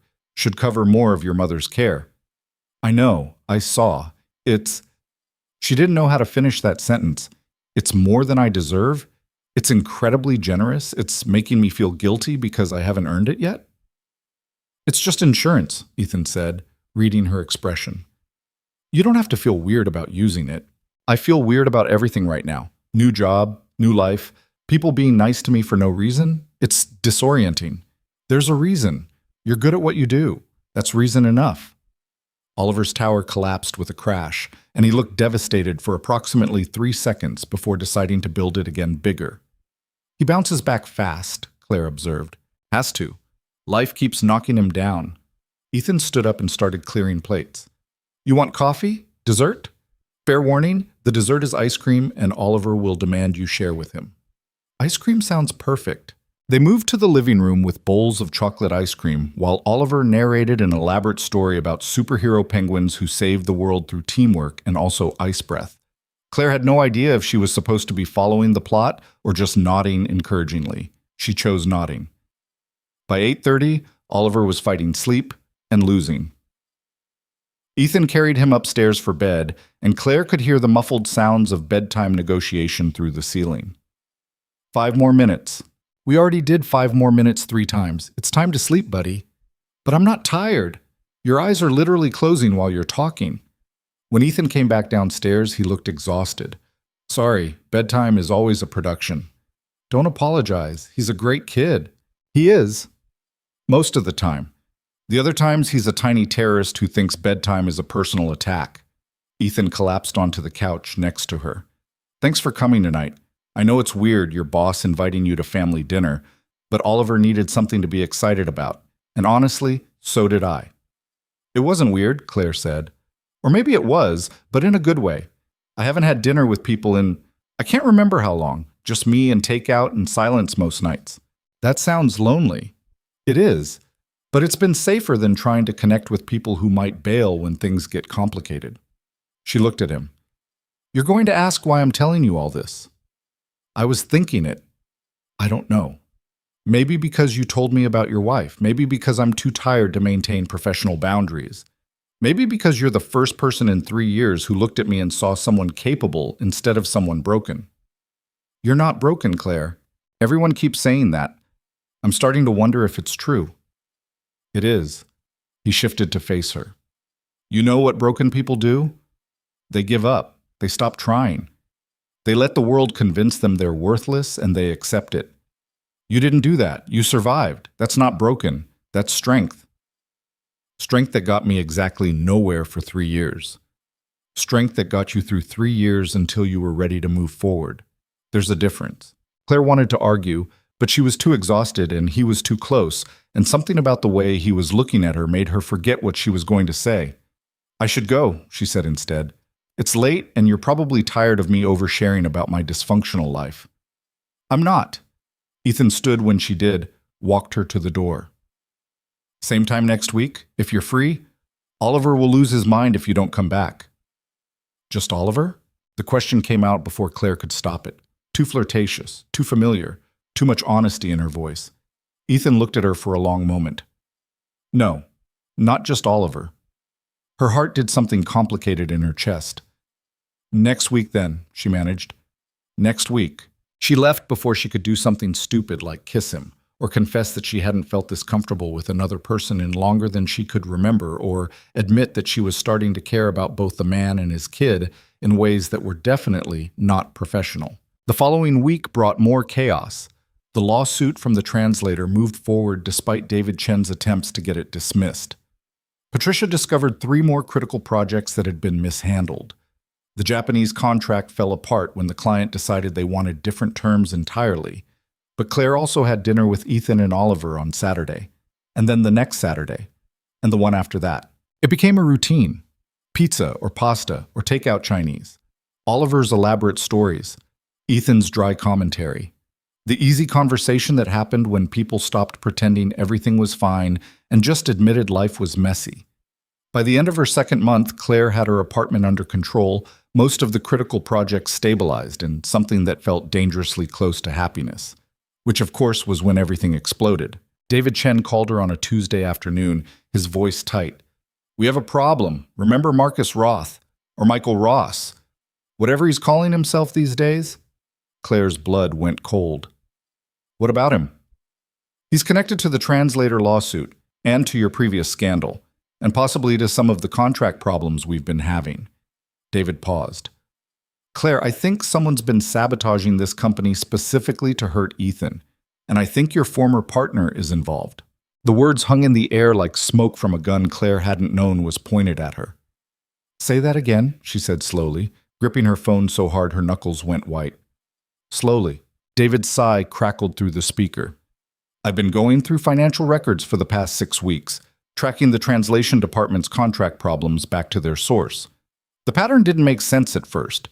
Random errors, missed deadlines, miscommunications that seemed isolated. But they're not isolated, Claire. They're coordinated. Coordinated by who? That's where it gets complicated. The translator we fired? The one suing us? His name is Richard Brennan. Except it's not. Richard Brennan is an alias. His real name is Andrew Kelly, and he worked for your old company 5 years ago. Claire's stomach dropped through the floor. That's impossible. I would have recognized him. Would you? You had 12 employees back then. Did you personally interact with all of them? She tried to remember. The company had been growing fast in those last 2 years before it all fell apart. She'd been handling high-level negotiations, traveling constantly, trusting Marcus to manage the day-to-day operations and hiring. No, she admitted. Marcus handled most of the junior staff. Exactly. And Andrew Kelly was a junior translator who worked there for 7 months before quitting, right before your company collapsed. No warning, no explanation, just disappeared. David paused. Want to guess where he went? Singapore. Singapore, where he worked for a consulting firm owned by Michael Ross for 18 months before coming to Australia under a new identity and getting hired by Callaway Industries 6 months ago. The room was spinning. Claire sat down hard in her desk chair before her legs gave out. So Marcus planted him here, she said. But why? What does destroying Ethan's company have to do with what happened 3 years ago? That's what I'm trying to figure out. But Claire, there's more. 3 of our recent contract problems trace back to companies that have financial ties to Ross's consulting firm. The pharmaceutical deal that kept falling apart, the Chinese manufacturing negotiation that collapsed last month, both connected to shell companies in Singapore that link back to him. He's been sabotaging Callaway Industries from the inside and the outside. Claire felt sick. How long? At least 6 months, possibly longer. And here's the part that's going to make you angry. The Translator lawsuit? It's a smokescreen. He's not trying to win. He's trying to drag out discovery so he can dig into our confidential business information and find more ways to cause damage. Claire stood up and started pacing, her mind racing. Does Ethan know? I'm briefing him in 20 minutes. I wanted to tell you first because this is going to get messy and you deserve a warning. A warning about what? About the fact that Marcus Roth clearly hasn't forgotten about you. And whatever he's doing here, it's personal. David's voice softened slightly. Claire, be careful. People who hold grudges this long don't let go easily. She ended the call and stared at her reflection in the dark computer screen. 3 years. 3 years she'd spent rebuilding her life from rubble, and Marcus was still out there actively trying to destroy her. No, not just her. Ethan too now. And his company, and by extension, everyone who worked here. The anger that rose in her chest was white-hot and clarifying. She grabbed her bag and headed for the elevator. Ethan's office was on the 63rd floor, separated from the rest of the company by a reception area staffed by an assistant who looked like she could kill someone with a letter opener if needed. I need to see Ethan, Claire said. Mr. Callaway is in a meeting with legal counsel, the assistant said smoothly. I can schedule you for... It's about the meeting with legal counsel. I'm Claire Bennett. David Chen is expecting me. The assistant's expression shifted slightly. One moment. She spoke quietly into her headset, then nodded toward the heavy wooden door. Go ahead. Claire walked in without knocking. Ethan was standing by the window, David seated at the conference table with his laptop open and documents spread everywhere. They both looked up when she entered. I know about Marcus, Claire said without preamble. David called me. And I know you're about to have a conversation about what to do about it, but I need to say something first. Ethan exchanged a glance with David. Okay, this is my fault, all of it. Marcus is doing this because of me, because I'm here. He knew I'd been blacklisted, knew I was desperate, probably figured I'd never find decent work again. And then I showed up at Callaway Industries and that broke whatever plan he had going. That's a lot of assumptions, David said. Is it? He plants a saboteur in your company 6 months ago. Everything's going fine until I get hired. Then suddenly the Translator lawsuit happens, the contract problems escalate, and according to you, there are connections to companies Marcus owns. Claire looked at Ethan. He's targeting you because you hired me, which means I should... Don't, Ethan interrupted. Don't finish that sentence. If you're about to suggest quitting, the answer is no. You don't understand. This isn't going to stop. Marcus doesn't give up. He destroyed my entire life because I caught him stealing from the company. What do you think he's going to do to you for giving me a second chance? I don't care. You should care. You have a son, a company, thousands of employees depending on you. You can't risk all of that because what? Ethan's voice was sharp now. Because I hired a talented translator who happened to have a psychopath ex-partner, you think I'm going to let some con artist dictate who I employ? I think you're being stubborn and stupid, and you're going to regret this. Probably. I regret a lot of things, but hiring you isn't going to be one of them. David cleared his throat.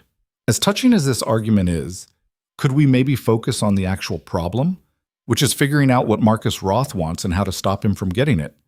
Claire turned to him. What he wants is revenge. On me for discovering his fraud, and now on Ethan for believing in me when nobody else would. That's personal motivation. But there's money involved too. The contract sabotage isn't just about hurting the company. It's redirecting business to firms he controls. David pulled up a spreadsheet. In the past 6 months, 3 major deals that should have gone to Callaway Industries ended up going to competitors. Those competitors are owned by shell companies that trace back to Singapore. How much money are we talking about? Ethan asked. Conservatively, $50 million in lost revenue, possibly more. Ethan swore under his breath. And you think this Andrew Kelly has been feeding him information the whole time? I think Andrew Kelly has been deliberately screwing up translations to make deals fall apart. Then Marcus swoops in through his other companies to pick up the pieces. It's actually kind of brilliant in a sociopathic way. So we fire Kelly, Claire said. We expose what he's doing, and we cut off Marcus's access to inside information. We already fired him, David pointed out. That's why he's suing us. And unfortunately, firing someone for being a saboteur requires proof that will hold up in court. Right now, all we have is suspicious connections and circumstantial evidence. Then we get better evidence. How? Ethan asked. We can't exactly break into his apartment and search for incriminating documents. Claire thought about it, about Marcus and his patterns and the way he operated. He was arrogant, always had been. He thought he was the smartest person in every room, and that arrogance made him sloppy. He'll make a mistake, she said. People like Marcus always do. They can't help themselves. They have to gloat. That's not a strategy, David said. That's hope. It's better than nothing. Claire started pacing. What if we give him something to gloat about? Something that looks like a victory but is actually a trap? Ethan's eyes narrowed. What kind of trap? I don't know yet, but he thinks he's winning. He thinks he's got us scrambling and defensive. What if we let him keep thinking that while we gather actual evidence? David was already shaking his head. Too risky. If we pretend to be vulnerable, we might actually become vulnerable. These are real contracts with real money at stake. So we use a fake contract, Claire said. We create a negotiation that looks valuable but isn't. We let Andrew Kelly's lawyer access it during discovery. We wait for Marcus to take the bait and try to sabotage it. And when he does, we have proof. Silence filled the office. That's actually not terrible, David said slowly. It's ethically questionable and possibly illegal depending on how we execute it, but it's not terrible. I hate it, Ethan said. I hate using Claire as bait. I hate playing games with someone who's already proven he's willing to destroy people for profit. But I don't have a better idea. Neither do I, David admitted. Which means we're actually considering this insanity. They spent the next 2 hours working out the details. A fake contract negotiation with a fictional Chinese manufacturer. Big enough to be tempting. Complicated enough to require translation services. Structured in a way that would make it easy for Marcus to redirect it to one of his shell companies if he thought he could sabotage it successfully. Claire would handle the translation personally. They'd make it look like she was struggling, like the deal was falling apart due to her incompetence. Classic Marcus bait. The chance to prove she was as worthless as he'd always claimed. This feels wrong, Claire said as they finalized the plan. Like we're stooping to his level. We're not, Ethan said firmly. He ruins people for profit. We're protecting people from being ruined. There's a difference. Is there? Yes. Intent matters. Consequences matter. He's destroying lives. We're trying to stop him. David closed his laptop. I'll set up the fake contract documentation. Create a paper trail that looks legitimate. We'll need to involve a few people on our end who can play along convincingly. Patricia, Claire said immediately. She's smart enough to pull it off and angry enough about the department mess to want payback. Anyone else? Claire thought about her team. Most of them were competent, but not particularly invested beyond their paychecks. But there was one person who'd been asking questions about the previous director's mistakes. James Wu. He's been with the company for 3 years, speaks Mandarin and Cantonese fluently. He's been helping me clean up some of the Chinese contract problems, and he's sharp enough to notice something's off with our workflow. Can we trust him? Ethan asked. I think so, but I'll feel him out before we bring him in. They agreed to reconvene in 2 days once David had the fake contract framework ready. Claire left the office feeling like she'd just signed up for something that would either save her reputation or destroy what was left of it. There was no in-between with Marcus. There never had been. She found Patricia still at her desk, even though it was past 7. We need to talk, Claire said. Somewhere private. Patricia looked up from her screen, took in Claire's expression, and grabbed her bag. There's a bar 2 blocks from here, quiet enough to have actual conversations. 20 minutes later, they were tucked into a corner booth with whiskey neither of them was drinking yet. How much do you know about my background? Claire asked. Enough. I Googled you when Ethan first hired you, found the scandal, found the accusations.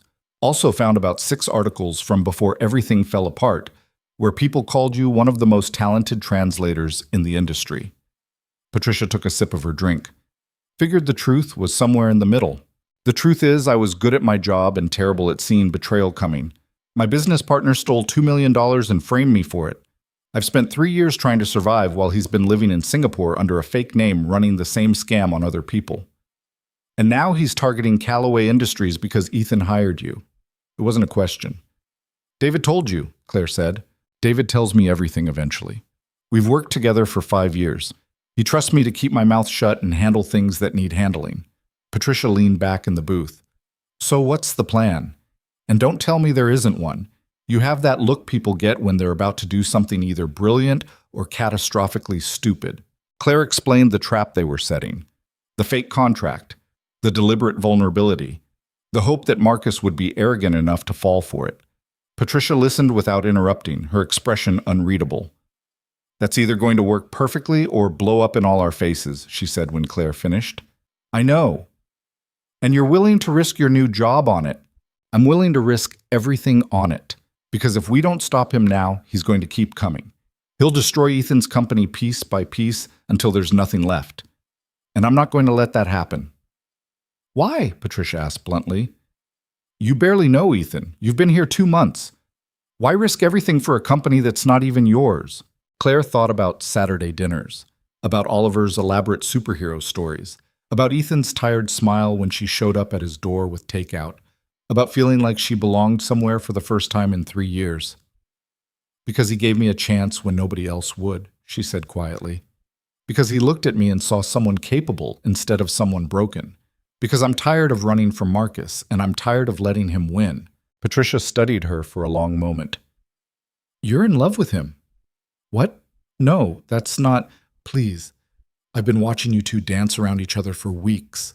The way he looks at you when you're not paying attention. The way you light up when he walks into a room. You're both ridiculous, and it's actually kind of sweet. Claire felt her face heating. It's not like that. We're friends. He's my boss. It would be completely inappropriate to... To what? Have feelings for someone who clearly has feelings for you? Patricia's expression softened. Claire, life's too short to pretend you don't care about people just because the timing's inconvenient. Trust me on that one. There's a story there. There's always a story, but we're not talking about my disasters tonight. Patricia drained her glass. I'm in. For the fake contract plan. For helping you take down your psycho ex-partner. For whatever comes next. But you need to promise me something. What? When this is over, you're going to stop pretending you're just here for the paycheck. You're going to admit that you care about this company and the people in it. Especially the one on the 63rd floor with a 5-year-old and a terrible habit of making decisions based on gut instinct. Claire wanted to argue, to maintain the professional distance she'd been trying so hard to preserve. But Patricia was right. Somewhere between Saturday dinners and crisis translations and watching Ethan be both a CEO and a single father, she'd stopped pretending this was just a job. Okay, she said. I promise. They spent another hour planning logistics. How to make the fake contract look authentic, which team members to involve, how to ensure Andrew Kelly's lawyers would access the right documents during discovery. By the time Claire got home, it was past 10 and she was exhausted. But she also felt something she hadn't felt in 3 years. Powerful. Like maybe she could actually fight back instead of just surviving. Her phone buzzed. A text from Ethan. "Are you sure about this?" "It's not too late to back out." She typed back. "I'm sure. He's been winning for too long. Time to change that." 3 dots appeared, disappeared, appeared again. "Thank you. For caring enough to fight. Thank you for giving me something worth fighting for." She sent it before she could overthink it, then immediately regretted being that honest. But Ethan just sent back a simple, "Saturday, same time. Oliver wants to teach you the superhero penguin dance he learned at school." Claire smiled despite everything. "I'll be there." The next 2 weeks were carefully orchestrated chaos. David created an entire fictional Chinese manufacturing company, complete with website, business registration, and a convincing backstory. Patricia worked with their Hong Kong office to generate fake correspondence that would make the deal look legitimate. Claire brought James Wu into the plan after 3 careful conversations where she tested his loyalty and discretion. He was suspicious at first, then angry when he understood the scope of Marcus's sabotage, then grimly determined to help. "I've been cleaning up messes for 6 months," he said. Finally nice to know it wasn't just incompetence. It was malicious. They structured the fake negotiation to look like it was falling apart in slow motion. Translation errors that seemed plausible, miscommunications that felt authentic. Claire deliberately made herself look overwhelmed and struggling. It was easier than it should have been, pretending to be incompetent when she'd spent 3 years being treated like she was. The hardest part was maintaining normal life while orchestrating the trap. Going to work every day knowing Andrew Kelly's lawyers were combing through documents, sitting through meetings pretending everything was fine, having Saturday dinner with Ethan and Oliver while hiding the fact that she was terrified this whole plan would collapse. "You're quiet tonight," Ethan said during their 3rd Saturday since the plan started. Oliver had already passed out on the couch mid-superhero story, exhausted from a school field trip. "Just tired," Claire said. It wasn't entirely a lie. "Liar," he said it gently, without accusation. "You're worried about the plan, aren't you?" Terrified. "But I'm also trusting that you know what you're doing." He was sitting close enough that she could feel the warmth of him, and it was getting harder to remember why keeping distance was important. What if I don't? What if we're wrong about Marcus taking the bait? What if he's 3 steps ahead of us and we're walking into his trap instead of him walking into ours? Then we'll deal with it, together. Ethan reached over and took her hand. "You're not alone in this, Claire. Whatever happens, you're not facing it alone." His hand was warm and solid and steady, and Claire realized she was gripping it like a lifeline.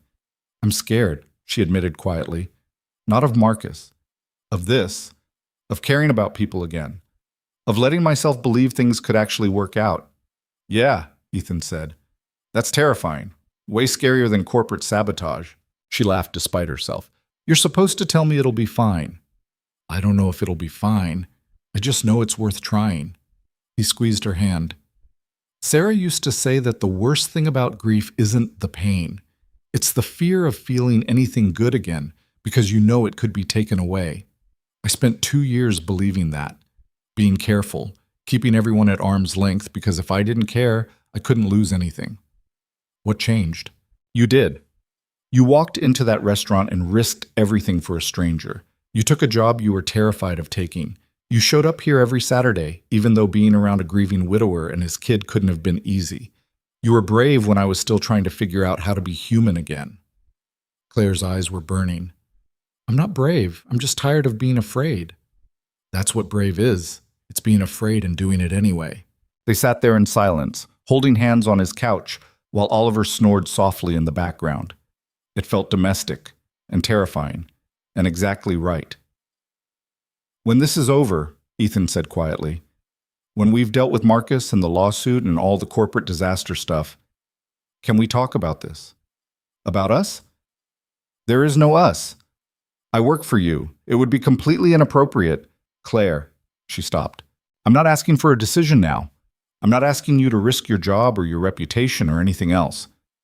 I'm just asking if we can have a conversation, when the timing's less terrible, about the fact that I care about you and I think you might care about me too." "I do," she whispered. "Care about you. Both of you. So much it scares me." "Good. Being scared together is better than being scared alone. Her phone buzzed. David. We got him. Kelly's lawyers accessed the fake contract files this morning, and there was unusual network activity from Singapore 30 minutes later. Marcus took the bait. Claire showed Ethan the message.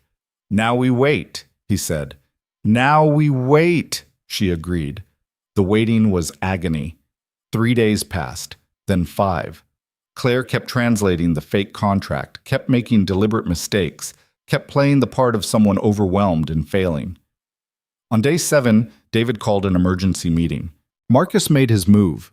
He contacted the fictional Chinese company through one of his shell corporations offering better terms, promised them he could get them a deal with a more reliable partner. Did they take it? Claire asked. They don't exist, so no. But he doesn't know that yet. He thinks he's successfully poached our client. David smiled grimly. And he was stupid enough to put it in writing, email communications, contract proposals, all linking back to him personally. Is it enough? Ethan asked. For the lawsuit? For charges? It's enough to prove systematic sabotage and corporate espionage. Combined with what we found in Singapore about his previous fraud, it's enough to bury him. Claire felt something loosen in her chest. 3 years. 3 years of Marcus winning, and finally, they had him. What happens now? She asked. Now I hand this over to the authorities, both here and in Singapore. They're going to want to talk to you, Claire, about the original fraud, about everything that happened. She'd known this was coming, known that exposing Marcus meant exposing herself to scrutiny again. But this time she had evidence. This time she had people who believed her. Okay, she said, I'm ready. Ready turned out to be a relative term. The Australian Federal Police arrived at Callaway Industries 3 days later with questions that lasted 6 hours. They went through everything: the original fraud from 3 years ago, the missing $2 million, Marcus's disappearance and reinvention, the connections to Andrew Kelly, the systematic sabotage of Ethan's company. Claire answered every question with a clarity she hadn't possessed 3 years ago. Back then, she'd been defensive and terrified and scrambling to prove her innocence. Now she just told the truth and let the evidence speak for itself. The lead investigator was a woman named Sarah Chen, who had the kind of sharp eyes that missed nothing. You understand this is going to get messy, she said during a break. Marcus Roth has resources, lawyers. He's going to fight extradition from Singapore. He's going to claim you fabricated evidence. He's going to drag this out as long as possible. I know, Claire said. And you're okay with that? With your name being in the news again? With people digging into your past? Claire thought about it, about the last 3 years spent hiding, about carrying wine bottles and pretending she was nobody, about the fear that had become so familiar she'd almost stopped noticing it. I'm tired of being afraid of him, she said finally. He took 3 years of my life. I'm not giving him any more. Sarah nodded slowly. Good. Because we're going to need you to testify, both for the fraud charges and the corporate espionage. It won't be easy. Nothing worthwhile ever is. The investigator smiled slightly at that. No, I suppose it isn't.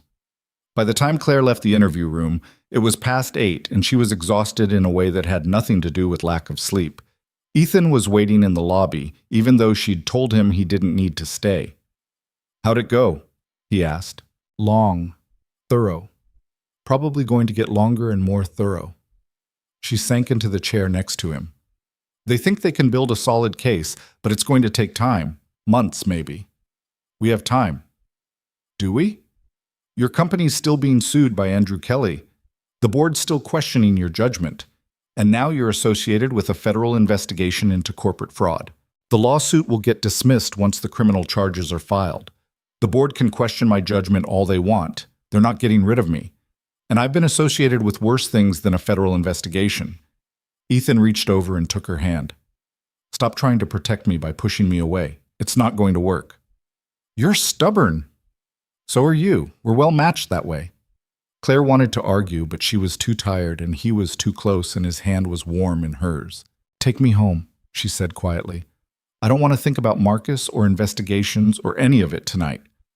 Your place or mine? The question hung in the air between them, loaded with implications neither of them had been ready to address before. Yours, Claire said. I want to see Oliver. I need to be around something good right now. They drove in comfortable silence through Sydney traffic. Ethan didn't press her to talk, didn't try to fill the quiet with empty reassurances. He just drove, one hand on the wheel and the other still holding hers. Oliver was already in pajamas when they arrived, being supervised by the nanny Ethan employed for late nights. "Claire!" he shouted, launching himself at her legs. "Dad said you had to work late. Are you staying for dinner? We have chicken nuggets shaped like dinosaurs." "Dinosaur nuggets sound perfect," Claire said, crouching down to his level. "Think you can teach me which dinosaurs are which?" "That's a stegosaurus," Oliver said seriously, holding up a nugget. "You can tell because of the spiky tail." "I thought that was a triceratops." "No, triceratops have horns, see?" He held up another nugget. "This one's a triceratops." They ate dinosaur nuggets at the kitchen table while Oliver narrated an elaborate story about how the dinosaurs were actually space explorers who traveled through time. Claire let the silliness wash over her, grateful for the distraction from everything else. After dinner, Ethan tried to convince Oliver it was bedtime. This went about as well as it always did. "But Claire just got here." "Claire will still be here tomorrow, and the next day. She's not going anywhere." "Promise?" Oliver looked at Claire with those enormous brown eyes. Claire's throat tightened. "I promise, buddy. I'm not going anywhere." "Okay, but you have to read me a story. In different languages." So she read him a picture book about a bear who couldn't find his way home, translating each page into a different language while Oliver giggled at the unfamiliar sounds. By the time she finished in Japanese, he was fighting to keep his eyes open. "One more," he mumbled, "in the one that sounds like singing." "Portuguese?" "Yeah, that one." She read the last page in Portuguese, and Oliver was asleep before she finished the second sentence. Ethan carried him upstairs while Claire cleaned up the dinner dishes, trying to make herself useful and not think about how domestic this all felt. How easy. How much she wanted it to be real instead of just a moment stolen between disasters. "He adores you," Ethan said when he came back down. "Asks about you constantly. When's Claire coming? Can Claire teach me more languages? Does Claire like superheroes? I like him too. He's a good kid." "He is, but that's not what I'm asking." Ethan leaned against the counter, watching her. "I'm asking if this scares you as much as it scares me." Claire set down the dish towel and turned to face him. "What part? The part where I'm falling for my boss? Or the part where I'm falling for his kid too? Or the part where my psychotic ex-partner is actively trying to destroy both our lives and this whole thing could blow up spectacularly?" "All of it." "Yeah, it terrifies me." "Good. I'd be worried if it didn't." He moved closer, and Claire's heart started doing complicated things in her chest. "I'm not asking for anything you're not ready to give. I'm not asking you to figure out what this is or where it's going. I just need you to know that when I look at you, I don't see an employee or a translator or someone I hired to fill a position." "What do you see?" "Someone extraordinary who's been convinced she's ordinary. Someone brave enough to start over when most people would have given up. Someone who makes my son laugh and challenges me when I'm being stupid and translates bedtime stories into Portuguese just because a 5-year-old asked her to." "Ethan, let me finish, please." He took her hands in his. "I see someone I could love. Someone I think I'm already starting to love. And I know the timing's terrible and the circumstances are complicated and we have every reason to wait until things are less messy. But I'm done waiting for perfect timing. Perfect timing doesn't exist. There's just now." Claire felt tears sliding down her face. "I'm a disaster. I have a federal investigation following me around. My mother's dying. My ex-partner wants to destroy everything I touch. You could do so much better than—" "I don't want better. I want you." The words broke something open in her chest, something that had been locked down tight for 3 years, protected behind layers of fear and self-preservation and the bone-deep belief that she didn't deserve good things anymore. "I want you too," she whispered. "So much. But I don't know how to do this. How to be someone who gets to have this." "Neither do I. We'll figure it out together." He cupped her face in his hands, wiping away tears with his thumbs. "If you want to. If this is something you actually want." "It is. It's terrifying and probably a terrible idea and definitely going to be complicated, but I want it anyway." "Then that's enough, for now. We'll deal with complicated when it shows up."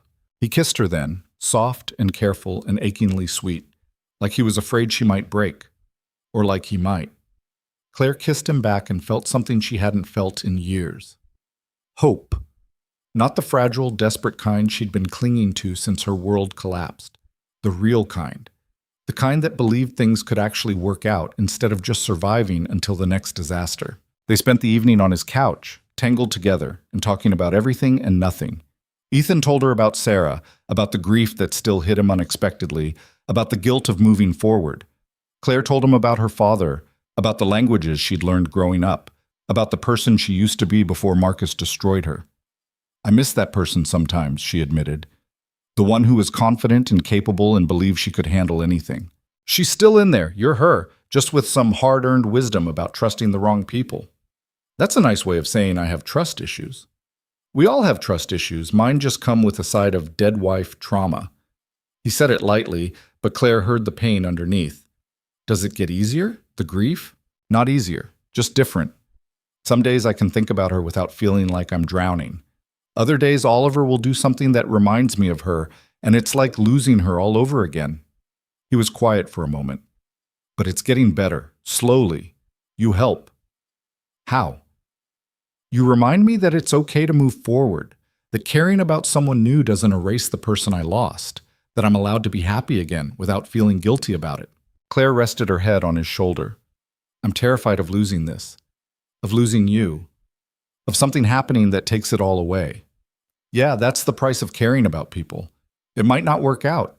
They might leave or die or turn out to be different than you thought. But the alternative is spending your whole life alone to avoid the risk, and that's not really living. When did you get so wise? I'm not wise. I'm just tired of being careful. Careful didn't protect me from losing Sarah. Careful didn't make the grief easier. It just made me lonelier. He pulled her closer. I'd rather have this, even if it's temporary, than nothing at all. It won't be temporary, Claire said fiercely. I'm not going anywhere. I promised Oliver, and I'm promising you. Even with everything that's coming, the investigation, the trial, the media attention, especially with all that, I'm done running from hard things. They fell asleep on the couch sometime after midnight, wrapped around each other like they were afraid of letting go. Claire woke up a few hours later to find Oliver standing next to them with his stuffed penguin, looking pleased. You stayed over, he announced. I fell asleep, Claire said, trying to extract herself from Ethan without waking him. I should probably go eat. No, you should stay. We can have pancakes. Dad makes terrible pancakes, but he tries really hard. Ethan opened one eye. I heard that. My pancakes are fine. They're lumpy. Character building, Claire laughed despite herself. I should go home and change for work. I can't show up in yesterday's clothes. You could keep some clothes here, Ethan said casually, for emergencies, like surprise sleepovers. Oliver nodded enthusiastically. And you could have your own toothbrush in the blue bathroom. I'll show you. Before Claire could protest, Oliver grabbed her hand and dragged her upstairs to show her the blue bathroom, which apparently had the best shower and definitely needed a toothbrush for when she stayed over. By the time she made it back downstairs, Ethan was in the kitchen attempting pancakes that were indeed lumpy but tasted fine. Sorry about that, he said. Oliver's decided you're moving in, and I didn't want to crush his dreams before coffee. I'm not moving in. I know. But maybe you could keep a toothbrush here? For actual emergencies? Claire looked at him standing there in his rumpled t-shirt making terrible pancakes for his kid, and felt her carefully constructed boundaries crumbling. Blue bathroom? Blue bathroom. Oliver's specific request. Fine. I'll keep a toothbrush in the blue bathroom, for emergencies. And maybe some clothes. Don't push it, he grinned. Wouldn't dream of it. The next few weeks were a strange combination of normal and completely surreal. Claire went to work, handled translations, managed her team, and pretended her life wasn't a federal investigation waiting to explode. She had Saturday dinners at Ethan's that started including Fridays too. She kept a toothbrush in the blue bathroom and then some clothes because it was easier than going home to change. Marcus's extradition moved forward slowly. His lawyers fought every step, filing motion after motion to delay the process. Andrew Kelly's lawsuit was dismissed with prejudice once the criminal charges were filed, and he disappeared before the authorities could question him further. Probably back in Singapore, David reported during one of their strategy meetings. We've got people looking for him, but he's good at vanishing. Like Marcus, Claire said. Like Marcus. They probably learned from each other. The original fraud case was reopened with new evidence. 3 of Claire's former employees came forward with testimony about Marcus's behavior before he disappeared. The federal investigators found paper trails linking him to the stolen money. Slowly, painfully, Claire's name started being cleared. It wasn't dramatic. There was no single moment where everyone suddenly believed her. Just a gradual shift as the evidence mounted and people realized she'd been telling the truth all along. Some of her old colleagues reached out with apologies that felt hollow after 3 years of silence. Claire accepted them gracefully and didn't bother trying to rebuild those relationships. They'd abandoned her when it mattered. Their guilt now didn't change that. Her mother's health declined as winter approached. The doctors said weeks, maybe a month. Claire spent every evening at the hospital that she wasn't at Ethan's, sitting with Isabel and talking about everything and nothing. "You're happy," her mother said one evening. "I can see it in your face. You're finally happy again." "I'm terrified," Claire corrected. "But yeah, also happy." "Good. Your father would have liked Ethan, would have approved of a man who values honesty and takes care of his people. I wish Dad could have met him." "Me too, sweetheart. But I'm glad I got to see you find someone who deserves you. That's enough." Isabel died on a Tuesday morning with Claire holding her hand. It was quiet and peaceful, nothing like the dramatic hospital scenes in movies. One moment she was breathing, and the next she just wasn't. Claire sat there for a long time, holding her mother's cooling hand and feeling the weight of being an orphan settle over her shoulders. No parents left, no safety net, just her and whatever life she'd managed to build from the wreckage. Ethan found her in the hospital chapel an hour later, staring at a generic stained glass window and trying to figure out how to feel. "David told me," he said quietly, sitting down next to her. "I'm so sorry." "She was ready. She told me she was ready." Claire's voice was flat, emotionless. "I thought I was ready too, but it turns out you're never actually ready to be alone. You're not alone. Everyone says that, but she was the last person who knew me before everything fell apart. The last person who remembered who I used to be. Now that person's gone, and I'm just whoever this is." Ethan took her hand. "This person is brave and brilliant and stronger than she knows. Your mother saw that. I see it. Oliver sees it. You're the only one who doesn't. I'm tired, Ethan. I'm tired of being strong, tired of fighting, tired of proving I deserve to exist. Then stop. Stop fighting alone. Let people help you. Let me help you." Claire turned to look at him. "Why? Why do you care so much about a broken translator with more baggage than a cargo plane?" "Because you're not broken. You're healing. There's a difference." He pulled her into his arms, and Claire finally let herself cry. For her mother. For her father. For the 3 years she'd lost to Marcus's cruelty. For the person she used to be and the person she was trying to become. She cried until she had nothing left, and Ethan just held her through all of it without trying to fix anything or make it better. Sometimes that was enough, just being held while the world fell apart. The funeral was small. A few colleagues from Callaway Industries, Patricia and James from her team, David Chen looking uncomfortable in a suit that was somehow more formal than his usual formal suits, and Ethan with Oliver, who'd insisted on coming because Claire was sad and needed superhero penguins. "Penguins fix everything," Oliver explained seriously to anyone who'd listen. "They're magic." Claire didn't have the heart to tell him that penguins, magical or otherwise, couldn't bring people back from the dead. But she appreciated the sentiment. They scattered Isabel's ashes in the harbor at sunset, and Claire said goodbye to the last connection to her childhood, to the life before everything changed, to the safety of having someone who loved her unconditionally. "She was proud of you," Ethan said afterward. "She told me the last time I visited, said you'd finally found your way back to yourself." "When did you visit her?" "A few times. When you were at work. I wanted to tell her my intentions were honorable, that I wasn't taking advantage of you during a vulnerable time, that I actually cared about you." "What did she say?" "She said if I hurt you, she'd haunt me forever. Then she made me promise to take care of you when she was gone." He smiled slightly. "I told her you didn't need taking care of. She said everyone needs taking care of sometimes, even people who are good at pretending they don't." Claire felt tears burning again. She would have loved seeing you try to keep that promise. "Then I'll keep it. For her, for you, for Oliver who's decided you're part of the family now and won't hear otherwise." I'm part of the family? If you want to be, no pressure. But the position of Oliver's favorite person and my partner in handling life's disasters is currently open. You're well qualified. Despite everything, Claire laughed. That's the worst job description I've ever heard. But is it inaccurate? No, sadly, it's perfect. Marcus's extradition was approved in December. He was brought back to Australia in handcuffs, still arrogant, still convinced he'd find a way out.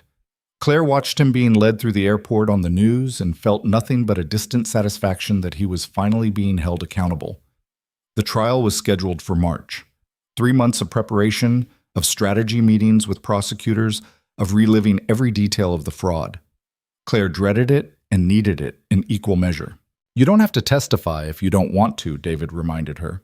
We have enough evidence without your testimony. The paper trail, the witnesses, the recent sabotage. It's solid. I want to, Claire said firmly. I want to look him in the eye and tell the truth about what he did. I want him to know he didn't destroy me. He's going to try. His lawyers are going to rake you over the coals. They're going to bring up every mistake you ever made. They're going to try to make you look incompetent or complicit or both. Let them try. I'm not the scared waitress hiding from the world anymore. I'm the person who caught him lying twice. Once 3 years ago and once 3 months ago. I can handle his lawyers. The trial lasted 6 weeks. Marcus looked smaller than Claire remembered, older and more worn. He didn't look at her during most of the proceedings, keeping his eyes on his lawyers or the judge or anywhere else. When Claire took the stand, she told the truth. All of it. The friendship that had become a business partnership. The trust that had been exploited. The morning she'd discovered the fraud. The 3 years of rebuilding while he'd been living comfortably in Singapore under a new name. Marcus's lawyer tried to rattle her. Isn't it true, Ms. Bennett, that you had equal access to the company accounts? Yes. And isn't it true that you signed off on many of the transactions in question? I signed off on legitimate business expenses. The fraudulent transactions were done using forged authorization. How convenient that you claim forgery when you're the one being accused. It's not a claim. It's documented fact. The forensic accountant found discrepancies in the signature analysis. That evidence is already part of the record. The lawyer switched tactics. You've had financial difficulties since your company dissolved, haven't you? Yes, because I lost my business and my reputation. Couldn't those financial difficulties have been motivation to embezzle from your own company? Claire looked directly at Marcus for the first time. He was watching her now, that familiar smirk on his face like he'd already won. If I'd wanted to embezzle $2 million, I wouldn't have been stupid enough to leave a trail pointing directly at me. I would have been smart about it, created shell companies, used offshore accounts, covered my tracks. She turned back to the lawyer. Like your client did. But I didn't do any of that because I didn't steal the money. He did. The prosecution presented evidence connecting Marcus to Andrew Kelly, to the Callaway Industries sabotage, to a pattern of fraud spanning multiple countries. Former employees testified about his manipulation. The forensic accountants showed how the money had moved. By the time the defense rested, it was clear Marcus was finished. The jury deliberated for 4 hours. Guilty on all counts. Claire sat in the courtroom and watched Marcus's face as the verdict was read. The arrogance finally cracked, replaced by something that looked like shock. Like he couldn't believe his brilliance hadn't been enough to save him. Outside the courthouse, reporters swarmed. Claire gave a brief statement thanking the prosecutors and the investigators and everyone who'd believed her when it mattered. Then she walked away from the cameras and the questions and the whole circus. Ethan was waiting by his car with Oliver. Claire! Oliver ran over and hugged her legs. Dad said you won, that the bad man can't hurt you anymore. That's right, buddy. He can't hurt anyone anymore. Good. Can we get ice cream to celebrate? I think that's a perfect idea, Ethan said, ruffling his son's hair. Then to Claire, quietly, How are you really? Tired, relieved, still processing. She looked at him. But okay. I think I'm actually okay. Good. Because Oliver and I have something we want to ask you. What? Oliver pulled a folded piece of paper from his pocket and handed it to her ceremoniously. We made this. Claire unfolded it. A crayon drawing of 3 stick figures holding hands. One tall, one medium, one small. Above them, in Oliver's careful printing and Ethan's neater hand, "Our family." "See? That's me." Oliver pointed to the small figure. "And that's Dad. And that's you. Because you're part of our family now, right?" Claire's eyes were burning. "Right. If that's okay?" "It's very okay," Ethan said. "More than okay. We love you, Claire, both of us. And we'd like you to move in with us, officially, not just a toothbrush in the blue bathroom. I still have a lease on my apartment. We'll pay the early termination fee. I might drive you both crazy." "We're already crazy. You'll fit right in." Oliver was bouncing on his toes. "Say yes, say yes. I already cleared out the closet in the blue bedroom for your clothes." Claire looked at them, this man who'd believed in her when she couldn't believe in herself. This kid who'd adopted her into his life with the easy acceptance only children possessed. This family that shouldn't have been hers, but somehow was. "Yes," she said. "Yes, I'll move in. Yes, I love you both too. Yes to all of it." Oliver cheered. Ethan kissed her right there on the courthouse steps in front of everyone. And Claire finally understood what her father had meant about words building bridges. Sometimes you had to lose everything to find what actually mattered. Sometimes the bridges you built led you home in ways you never expected. Sometimes the worst thing that ever happened to you was actually the thing that saved you, because it forced you to become someone stronger than the person you'd been before. 6 months later, Claire stood in the translation services department looking at a project list that was actually manageable. Patricia had been promoted to deputy director. James was leading the Mandarin division.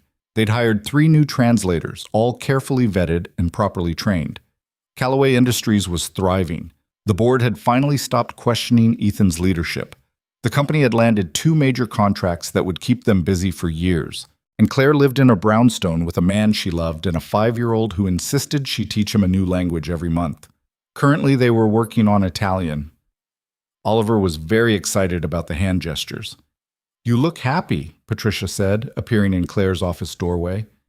"Disgustingly happy. It's kind of nauseating." "I am happy. Is that allowed?" "I suppose. Just don't go getting complacent. Happy people make stupid mistakes." "I'll try to remain appropriately paranoid." "Good." Patricia hesitated. "I'm proud of you. For the record. You came in here terrified and convinced you'd fail, and instead you rebuilt an entire department and took down a criminal mastermind. That's pretty badass." "I had help." "You did. But you're the one who showed up and did the work. Give yourself some credit." After Patricia left, Claire sat at her desk looking out at the Sydney skyline. 3 years ago, she'd been serving wine and trying to survive. Now she was here, leading a team, living with people she loved, building something that mattered. It wasn't perfect. Nothing ever was. She still had nightmares sometimes about Marcus, still struggled with trusting her own judgment, still mourned her parents and the years she'd lost. But she'd learned something important through all of it. Broken things could be repaired, lost things could be found. And sometimes the bridges you built led you exactly where you needed to be, even if the journey was nothing like you'd planned. Her father had been right. Words built bridges between people, but it was courage that made you willing to cross them. Courage to risk connection after betrayal. Courage to love again after loss. Courage to believe you deserved good things, even when the world had spent years convincing you otherwise. Claire packed up her desk and headed home. To Ethan, who'd be attempting dinner with varying success. To Oliver, who'd want to show her the new superhero moves he'd learned. To a life she'd never imagined having, but somehow couldn't imagine living without. The contract that had brought her back into the world had been with Ethan. But the thing she'd translated back into existence hadn't been a business deal. It had been herself. And that, Claire thought, as she rode the elevator down from the 63rd floor, was worth all the broken pieces it had taken to get here.